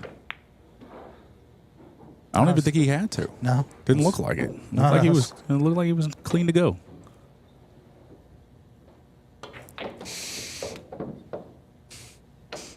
Should be, pretty simple center ball shot off of the 5 here.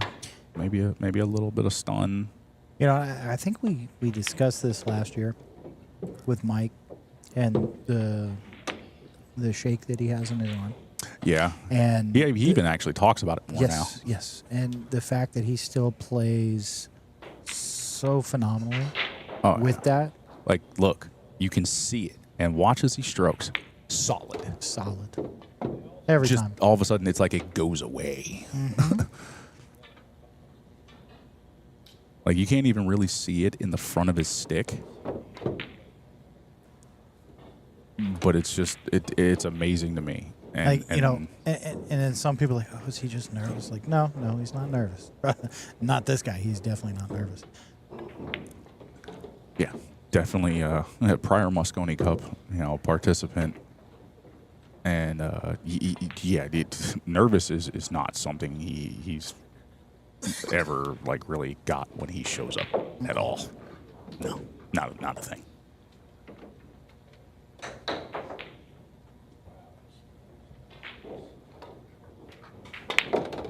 Look at that. A power stroke. Didn't drop the elbow. Didn't drop the shoulder. Right on it. Solid. Right on And I'm the just like, how do you consistently do this? And literally, he'll tell you over and over again, practice, practice, practice. And it's correct practice, not practicing the wrong thing. Yes. Okay.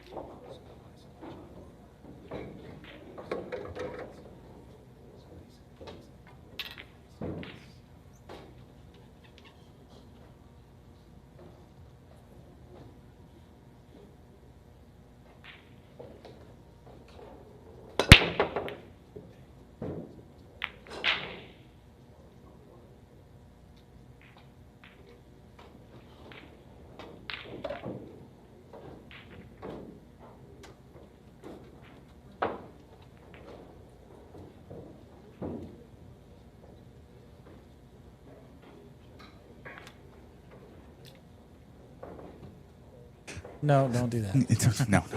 All right. This so, is not a cursing day. An unfortunate dry break by Brent. I mean, depends on who you consider it unfortunate for. Well, you can tell that it got to him a little bit with the hand slap. Like, yeah. Looks like Geoff Bryan is out of the tournament. Gets whitewashed by Raymart Lim 6-0. That was pretty quick. I think Raymart's got the fastest match of the tournament so far. Yeah, that was pretty quick.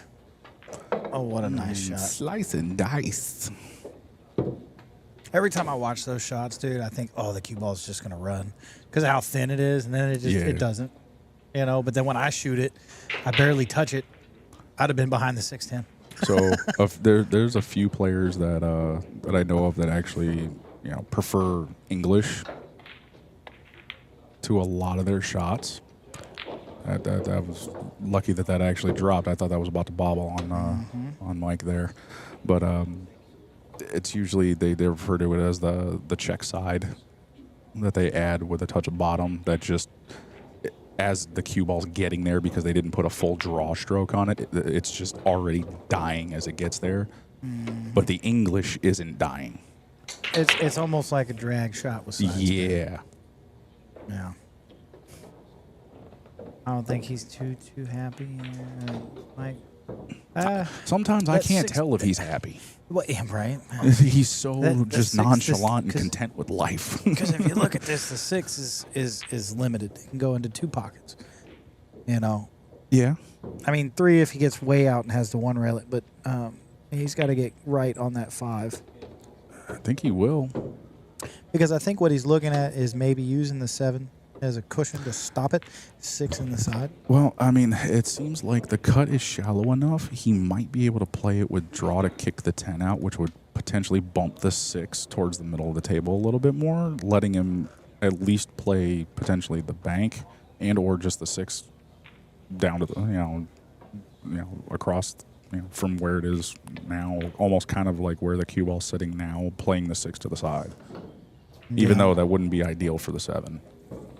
No, it wouldn't. That's why I say I think he might want to use the 7. I mean, I wouldn't be surprised. Or he may. Does the 6 go by the 7? He may power load this and break it out. I don't know. No, 6-10? I think he wanted to, or 6-10? he's just going to go 6-10. It's fairly lined up for him. It looks like. No, can't tell there. Yeah, I mean from there it looks pretty definitive. Wham bam, thank you, ma'am. Yeah. Yeah, Brent's not happy about it. No, he is not. He knows once you're down. Wait a minute. When was that? He knows. Second or third rack? Thought that was the second third. rack. That was second rack. No, was it? Okay. Yeah. Okay, so But they are scoring. he knows his opponent to know that every miss is going to inch. cost you. Every inch is going to be a mile. Like to make playing Mike Davis is like playing the Ghost, and the Ghost doesn't miss. And if they do, you better have locked them up in the defense that counted for that miss. Yeah, it doesn't look like they're actively updating the score, but we should be at 2-0.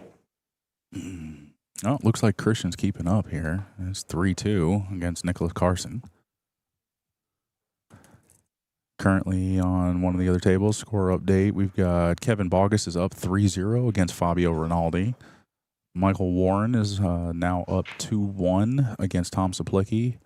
You've got Mexican John Hernandez is up 2-0 against Lucas Courtney. And John Castro is currently up 4-0 against Quincy Tucker. And Ryan Stallnecker is up 2-1 against Nigel Francis. Oh, so we may have a situation here. Look at this with Nicholas and Christian. Christian called the 10. The 1 hit the 10, and the 1 went in instead of the 10. So now he's giving the shot back. Yep, because of the inconvenience of trying to get to the 2. Yes, but we were discussing that earlier because there was a little bit of confusion on that of, you have to call your shot in 10 ball. And if you accidentally pot a ball, your opponent has the option to Watch give this the drag. shot. Yep. High-speed drag on that one just to get it to slant off of the rail. I mean, that was about all he could do in that situation. It's definitely not going to be easy out. All right, now we actually getting a chance to see Brent at the table doing his thing. Let's see where he decides he wants to go with this 2. I'm thinking in the bottom right. I'm more or less whether or not did he want a stop shot or did he want to try and follow up with the cue ball a little bit. So I got that. That was just I'll just click a sign. Go to the left.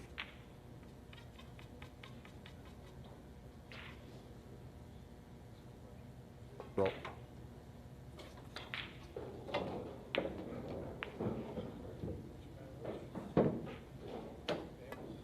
Go back to the bracket and scroll up.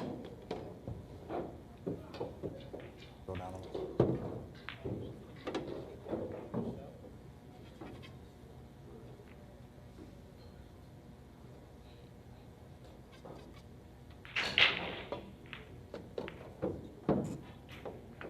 Yeah, it's been oh yeah.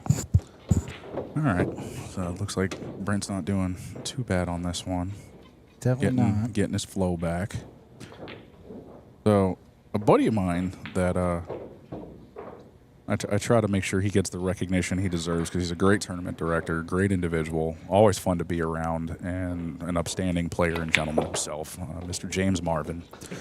Tournament director and manager of the pool hall side of things, and I'm sure he's probably picked up some other accolades and whatnot of the Clubhouse Sports Bar and Grill in Lynchburg, Virginia. Yes, sir. Was originally the one who introduced me to digital pool as a platform for running tournaments, along with, did not expect that miss right there. Even had position 8. Yeah, Mr. James Marvin did me a favor by request and sent me over his flyers for his upcoming events. So he's got a Blue Saturday, $1,000 added with 48 players. And mind you, folks, he typically gets more than 48 players. It's a 9-ball tournament. It is Saturday, November 29th. So I'm going to assume, based on what I remember looking at the calendar, that's the weekend after Thanksgiving. Yes. Oh, I think he was trying to go for the that's safe. as a lot of people say, I'm pretty sure that was a very uncharacteristic miss from him. I think he was trying to. This event, typically for any of his events, sponsors Premier Billiards out of Clubhouse Sports Bar and Grill. It's a $50 entry with $10 greens fee. So basically, bring $60, bring another 20, and get some good food while you're there. I highly recommend the fried mushrooms. They are large and in charge. Doors open at 9 for that event. So they're modified Napa rules. And when I say this, don't think that it's like a crazy modification. It is literally rules that make it to where there's less complication with things. Okay? So there's 3 separate tiers: APA 4s and below, race to 4, which includes your BCA players that have a Fargo 400 or less. 400 or less. Then there's your tier for your APA 5 and 6s, race to 5, Fargo 401 to 500, and then your division for your APA 7 pluses races are to 5, your Fargo's 501 to 625. Now, here's what I'm going to tell you. It's worth it. I travel 3.5 hours when I don't already have something scheduled for this event. For one, the staff is worth it. Mm-hmm. The tournament directing and the experience is worth it. Absolutely. The food is worth it. I pay $10 a night, unlimited water and power hookup at the Moose Lodge for my camper. Highly recommend. If you're not a part of the Moose, it's something great to also consider as well. Michael Davis calling the 7 down here in the bottom left corner. Each winner of those tiers goes into the final 4 for even more money. Mm-hmm. Then on top of it, whoever's got the biggest bracket, so basically the biggest showing for your tier, gets an extra wild card for that final 4. Oh, didn't expect. Oh, is it going to kick the cue ball again? No, it's going to go right by it. Is he going to get lucky here? Yeah. I think he slightly did. I don't know. I think he's frozen. Yeah, that's what I'm thinking too. dead in ads. Yep. But Possible 7. that's his Blue Saturday 9-ball tournament, November 29th. If you've never played a Premier Billiards event out of the Clubhouse Sports Bar and Grill, please do yourself a favor and get out there. Yes. Because absolutely. fresh air is abundant, great food is abundant, good pool is abundant, plus the trip is just nice. It is. I've been out there a couple times, and I got to say, one of the best organized Yes. events. And the other good part about it is, a lot of times you go out to these other places, you leave your home bar or your home pool hall and you go out and you notice there's like a lot of riffraff and a lot of, you don't A lot of have hodgepodge Yeah. tournaments just thrown together. And you don't have that up there, and you don't have a bunch of people there that are just all loud and obnoxious and, like more of a bar vibe than a pool hall vibe. You know what I'm saying? Yeah. It definitely lines up with the pool hall vibe, and It does. he's, Remember your ID because they do card at a Yeah. certain hour. Yes, I will yes, tell you yes. that. So, respect the security guards as well. They're literally asking because it's their job. It's state mandated, it's law mandated and regulated as per who they can have because of the fact there's still a bar there. exactly. So And the other just, good remember thing, that. when touching back on how he runs his events, even though he doesn't have like say as many tables as we do here, because we have the most in the U.S. Yeah. And He still manages. He still makes Yep. these events like one day events in some certain aspects of it. So like he's very proficient, and even if you're just going to Very nice finish by Mike there. see what it's like and you want to learn about digital You pool, see what he's doing great. right now? What? Who? Mike, he's so damn tall. He literally reached up and moved the bead on his own Without his above stick. the table. Oh my goodness. I'm jealous of people like that. Yes. But another event that he's got, same style format. $1,000 added with 48 players. Typically, he actually gets pretty dang close to a full 64 between the three tiers. So you're talking. Typically, like the low tier's got 32, the next tier's got 15 to 20. Sometimes the next one's got another 20 to 32. So he's had times where these do push sometimes to 2-day events because the participation is just there. And the reason, like I said, people are willing to travel for a good experience. Yes. And that's where I learned my tournament directing, and to be honest, even getting into streaming. yes. It's all where it started between James Marvin and Travis Rowe out of the Clubhouse Sports Bar and Grill. And not to mention, I know you mentioned them earlier, Premier Billiards, the in-house Yeah. pro shop.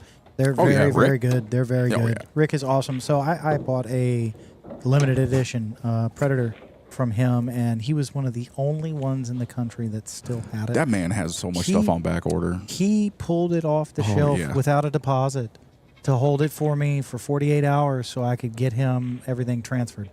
So that way they could ship it to me. And the experience was above all. And he actually sent me the wrong shaft. No, And it happens, He man. turned around and sent me the right one. It was, hey, look, don't worry about it. We got you. I was like, but he was like, don't worry about it. Like that to me is, above and beyond Oh, yeah. professionalism, Other places, they don't do that kind of thing. They don't take care of the players like that. So, big shout out to them. Oh, yeah. Like, if you're a player, an enthusiast, a competitor, whatever may have you, and you end up going to the Super Billiards Expo this year, I highly recommend go check out the Premier Billiards booth. James will be there. His security staff that usually helps him at the clubhouse will be there. Rick will be there. You want quality experience and a variety of stuff, check out their booth. I'll also be up there, so feel free to come on over, check out the Maury booth, Universal Cues, Turning Point Chalk, CPBA, gloves, cloth, and products. I'll be there as well. So Literally, you've got a large variety just between those two, and then you still have all the other booths as well. You know, I highly recommend some. There'll be a lot some of Jay Flowers stuff. There's I definitely had a gonna be great a- experience with him as well. Gonna be a lot of new releases and new Oh, products and yeah. stuff like Oh, that. yeah. You know, probably some pretty good sales and discounts as well. Ariel Carmelli's working on some stuff. Oh, absolutely beautiful shot. Did he there. call it? I believe he did. No, he didn't. No, he didn't. I don't believe so. How It did he looks like not? stepped With how away. like definitively like intentional that looked. So, you know, I noticed this. So he made the ball. Mike is deciding right now whether or not he wants to shoot this. Yes. So More than likely, he's at least probably going to try and play a safe if he doesn't want to put it in to get position back to the 6. But from my take on this, I could be wrong, but it looks like after the first 2 racks, it kind of looks like Brent is, I don't want to say giving up, but he's not, the pace at which he's shooting has decreased, like in between, like he's Well, I can tell you right now, down and that, shoot, that down and miss shoot. right there slightly just kind of put a gleam back in Brent's eye to focus and do what needs to be done. Because this is not a complicated shot right here to go. Like it's not easy, but it's not complicated as per Right. position to get back to the 6. right. Not to mention, like I was saying before, that another tournament that he's got in December, which I'm slightly hoping that I can potentially make it to, December 27th after Christmas, is another $1,000 added 9-ball tournament up at the Clubhouse Sports Bar and Grill. Same format, you know, the 3 tiers, as I mentioned before, APA 4 and below, Fargo 400 or below, race to 4. APA 5 and 6, race to 5, Fargo 401 to 500, APA 7 plus, race to 5, Fargo 501 to 625. Just know he has access to APA searches and Fargo searches. Whichever one is higher is the one you'll end up playing as. Just know that. That way there's no surprises and there's a certain level of integrity that's kept for your placement. Yes. I've seen it too many times where players are like, why is this person ranked like this, but I'm ranked this? Well, because they've got this APA ranking and nothing else. Or you've got this Fargo that outmatches your APA ranking, or your APA ranking outmatches your Fargo regardless of your robustness. You know, stuff like that. And it's just, you know, as tournament directors, we've got to balance things back and forth multiple times to maintain integrity, you know, for the tournament so that people don't feel like they're constantly being cheated or we're favoriting someone. Like I had 3 separate individuals come in here and watch me scramble this bracket. Yeah. You know, I had Joe Russo, Jimmy Bird. Who was the other one? Wasn't it Mike? Yes, and Mike Davis come back here And to these know were- that I wasn't loading a bracket. And these were random draws too. Yeah, I literally we random pulled- scrambled it. We pulled their names for the people to watch. Out Oh, of, basically I'll tell out of you a hat. exactly how I figure out who I'm going to pick. I go to the player list on Digital Pool. There's a number next to everybody's name. And based on the number of players that I have, I take a giant dodecahedral die from my Magic the Gathering set, and I roll it, and I see what number pops up. Okay, number 6, who's the 6th player in the list? There's one. I roll it again. Oh, it's a 6? No, roll again. Oh, it's a 9. Okay, who's the 9th player in the list?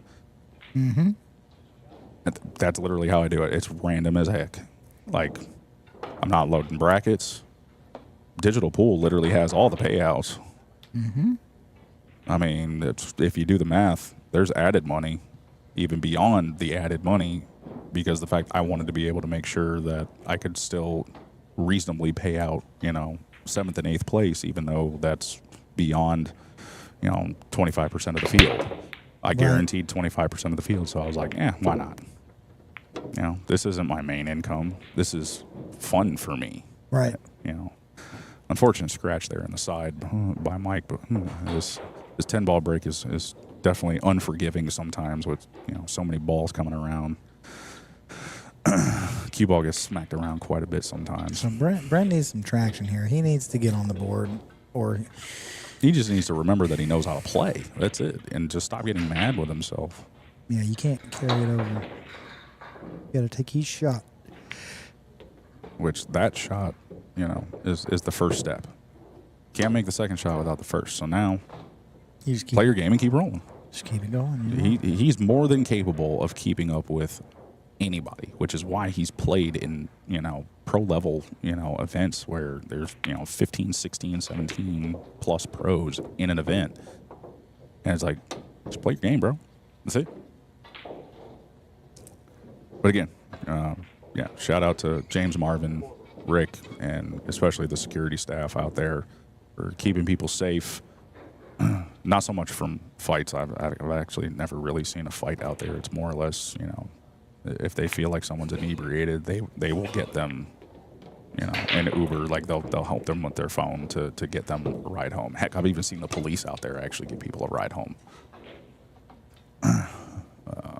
But some of the bartenders I've even seen like give some of the late night customers a Big ride. pocket. Big pocket. Oh, very nice. A little difficult now. Yeah, a little bit. Does that 5 have a line? I don't think it does. Maybe if he aims at the jaw. He's looking at the other way. Yeah, he's looking to cut it the other way. But definitely, yeah. If you get the chance, check out the Clubhouse Sports Bar and Grill on Facebook. Check out, on Digital Pool, whether or not you see. Oh, is it? No, it's not going to drop for him. Check out their stuff, search for, Premier Billiards, see what events are going on with that, whether it's Q City or the Clubhouse Monthly, anything like that. But if you get the chance, you're looking for a tournament, even if you're just, crossing the state and you have the ability to play in one of James's tournaments, I highly recommend it. I wish personally that I could get out there more often because that was really how I started getting into the tournament scene as per pool, along with, like I said, the streaming and the tournament directing. Little close to the 7, but from where he's got to shoot the cue, I think he's going to be all right. Mm-hmm. Or the cue ball, I should say.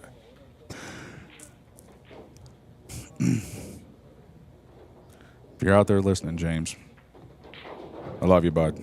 Thanks for everything you taught me.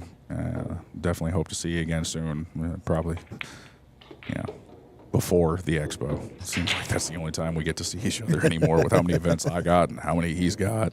Right. Heck, he's got enough events. He doesn't even get the chance to travel out for mine most of the time. Yeah. Even he said he would love to be able to come out to one of mine. And I'm like, yeah, I feel the same way. Can we stop clashing dates? And we just laugh about it on the phone together.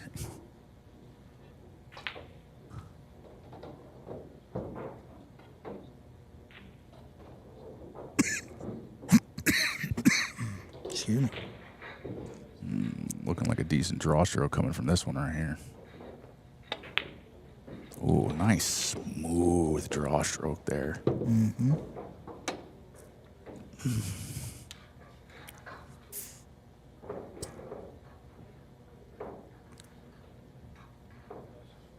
think he's possibly looking to do the same thing here just to, guarantee avoiding the side pocket a bit. Oh, no, it looks like he just actually went with a little bit of top. Little top outside? Yeah, Yep. only like half a tip or so. Mm-hmm. You got to let the rails work for you. Yeah, sometimes also the camera angles just make it look a little weird for us. Like potentially more needs to either be done with the cue ball or the angles are not quite what they appear. Oh, Nice strong stroke there from Mike.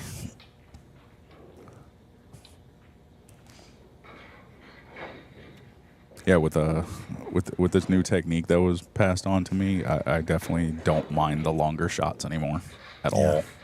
Even on a 9-foot table, it's like I'd rather just guarantee that I make the current ball I'm on, like Mike just did right there, rather than really trying to force position down the table.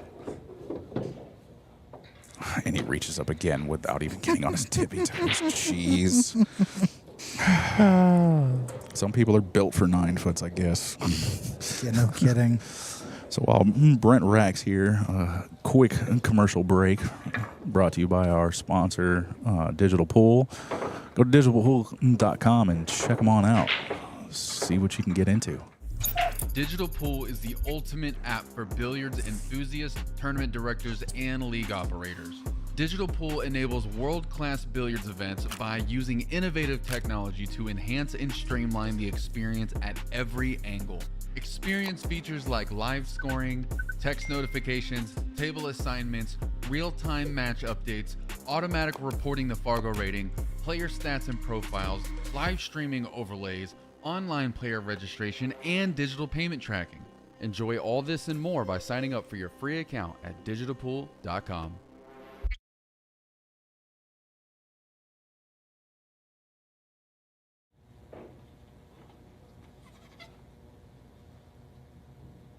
And we're back, folks. Brent calls cross side on the 1 after the break here. Drop the 2 on the break. I've actually been a fan of confidence building when it comes to making this shot because it's definitely not easy. It really seems to keep pulling that cue ball to the 10 ball. Did a lot in the last rack. I mean, he got lucky with a safe here.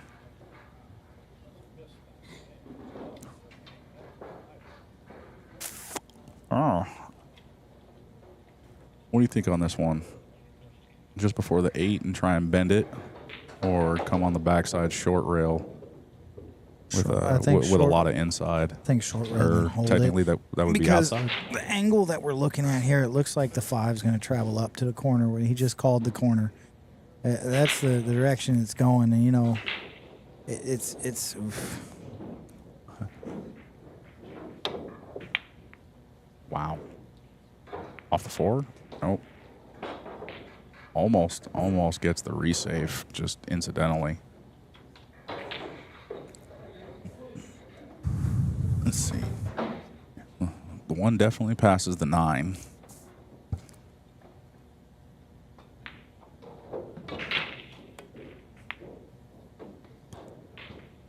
Ooh. Somebody didn't turned have- on the air conditioning. He didn't have a lot of room to get that ball to the English to grab either, so. No, not at all.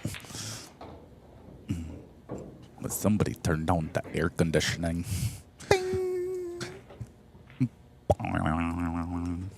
No.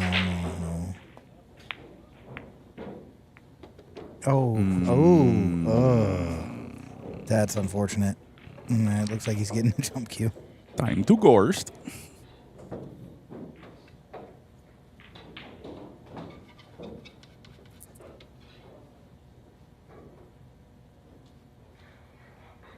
Ooh, almost fouled there. Foul. Still ended up fouling after the fact. Yeah, you can definitely tell by that sweep that he's really upset with himself. Yeah. I don't even know that I could get mad with myself playing Mike. Like I know I'm uphill. Yeah. Like on this one. You know, that's that time that I gotta, turn off the cylinder deactivation and kick it into 4-wheel drive and know that this is about to be a climb.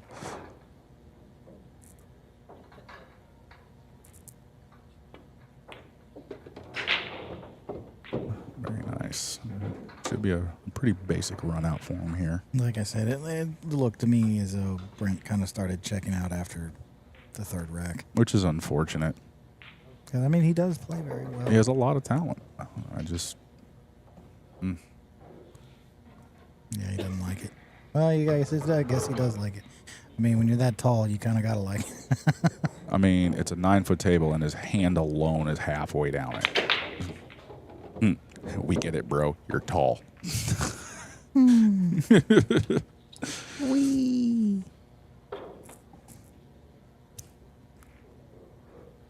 Seems like this has been a very common cut all day. Mm-hmm. Straightened it out. Good speed, so there was no chance of the scratch. Got enough angle So- to pull it back over for the 9. Yeah, I was going to say, do you prefer playing the stun draw on this one to get over to the 9, or you prefer playing it with top Nope. and go 2 rails? Nope. Just like that right there. Stun over. pull it back.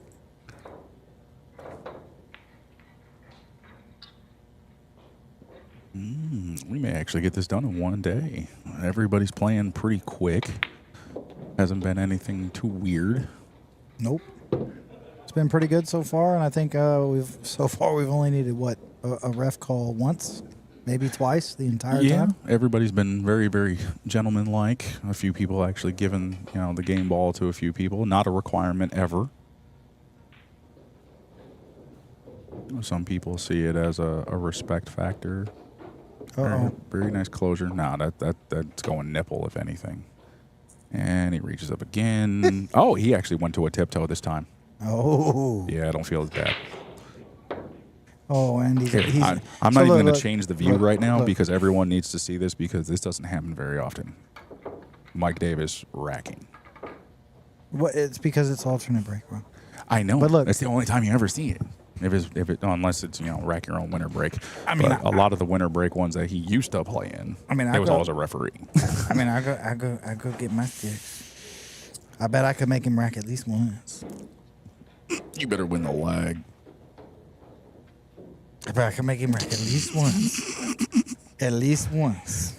It might take 100 racks, but I'm gonna get one. So, quick peek over here. Christian Younger's up 5-4 against Nicholas Carlson. Ooh, oh, wow. This might be the reason. Christian's been definitely dialing in a lot stronger in this match. I would definitely say he is a contender to be able to make the money. Nothing on the break by Mike Davis there. Cue ball's actually trapped between the 4 and the 2. Nice shot there by Christian. Now we'll go back. Oh, we got 2 for the price of 1, but traps himself behind the 9. All right, so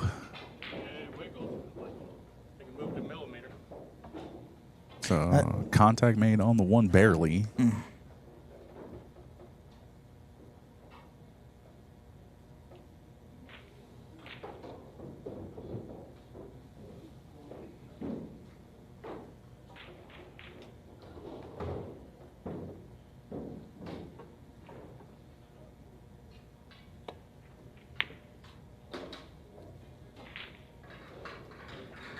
Yeah, so anybody in the local area that's checking this out, I got a cue stick on sale right now. It's really, really nice. If you check out my website, viperproshop.com, and you take a look at the Elega Stroke Series cues, it is the ESO2.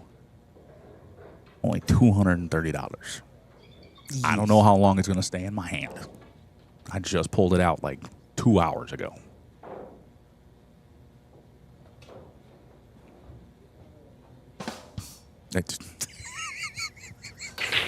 What is I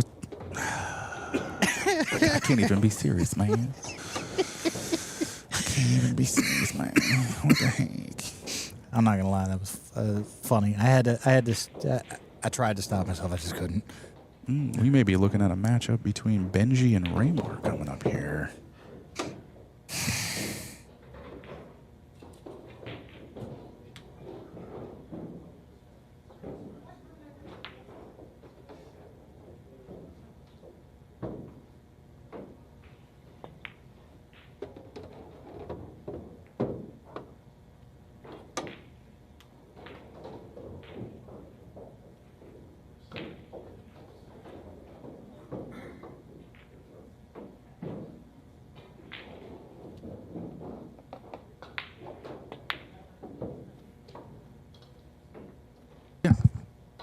All right. So unfortunately, Brett seems to have even more so checked out. He's just hitting it, and it's. Huh? He touched it. But that's my thing. Like he's not. He's lost his motivation. The wind's been knocked out of his sails. Well, he also knows that he can pop down in the loser's bracket and regain it. He's checked out for this match, but that doesn't mean he's checked out of the entire tournament. True. I have seen him fight quite a bit. From good old Romy, who also plays here at Q Masters, win the lag, and you'll have a chance to break against Mike Davis. Good vibes. I'm like, yeah, you're not wrong. Yeah, he almost made that. I don't think he intended to. Hey, look, I did the disclaimer here. I did say it might take me 100 racks, but I might get one. Disappointed Okay. to see that kind of shot and etiquette from Brent. He didn't even try. No, he's definitely checked out of this particular set. Yes. Interesting jump shot going on over here over at table 2. Nice. Very good dart shot there. Not sure what he wants to do with the 2 ball though, because yeah, that whole side pocket is clustered. You're going to send it in between the 8 and the 9 and put the cue ball below it. Use everything as a blocker. You want to take a side bet on it? No, because same difference. You would have lost. Same difference. It's the same thing. Oh my God. No, because if you cross this way, you're blocked. You cross this way, and you good. Why did the chicken cross the road? Because it didn't want to get fried. Because he got tired of hearing you boo. Let's see here. They're shooting the 4. Odd position for Mike to be on the 5 here, but it pretty much only goes from coming at it this way. Is he going to one pocket it across? I didn't see what he called. He's just going to play the defense and ooh, completely got past the 8 right there. Why? Yeah, he's checked out. Yeah. After the last 3 strokes, you already know he's done. And that's unfortunate. Sad to see. I mean, at this point, if that's the level, and I'm not taking anything away from him, this is just strictly a perspective. If that's the approach you're going to have in it, you might as well just secede that final rack altogether. If you're not going to even attempt. I mean, if he plays another defense on him and he misses, he ends up winning it anyway. What, he'll be on 3? He's on 2 right now.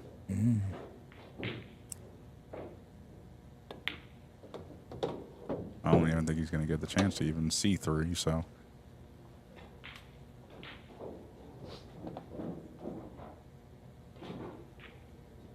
But, you know, like I said before, we have our good days, we have our bad days. Yeah. You just got to shake it off and come back. Like you said, he's going to go into the lower bracket, but that doesn't mean he can't still fight his way back. Maybe a quick little break, clear his mind. Yeah. Come back at it. Get some food. Yeah.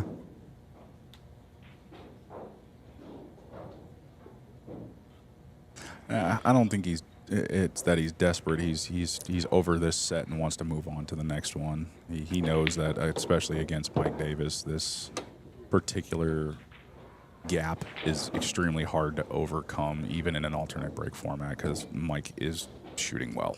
Yes. And everybody's actually shooting at a really good pace, so we might actually have the ability to pause for an actual dinner break. A lot of the players started to order food. I want you did the second round. Oh, interesting. I know a lot of players don't like to eat during a match, so. Well, they tried to time it to where when they finished their match, their food would get to them, so that way they'd have a window. All right. So we'll swap back over and we'll finish this table 2 coverage for now.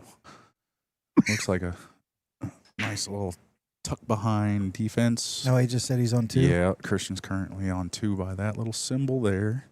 But this isn't a super complicated 2 rail. The only thing is, it looks like potentially the 8's in the way. I almost kind of favor the 1 rail here.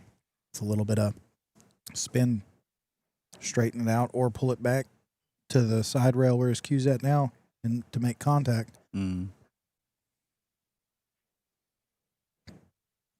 see Mr. Justin Squires back there on table 21. He's currently playing Mr. Jesse James. Jesse is currently up 3-1 against Justin Squires. So it looks like, yep, he's going for the 2. And he did not make No, contact. he did not. So that puts Nicholas up 6-5, which means he knocks him out. So Christian is now done and be probably rejoining us here in the booth. Right. And the great thing is he knows how to just lose with grace and be happy about it and move on. Yes. Because we still get to watch good pool. Yes. You know, he's also an avid streamer just like me. If only we had some good commentary, though, you know. I mean, we got jokes. That's about For it. days. For days. Alrighty, so we're going to take a slight intermission here and get the next matchup set for you guys. It looks like might be on the winner side. We're coming up on the money rounds. Oh, Yeah. taking side bets. So almost a good thing that Christian's coming back because we got something special for you guys coming up. We do? Yes. Slight configuration change. Slight camera angle change. Uh-oh. And we going to get some goodies going. Oh, boy. Stick around, folks. All right.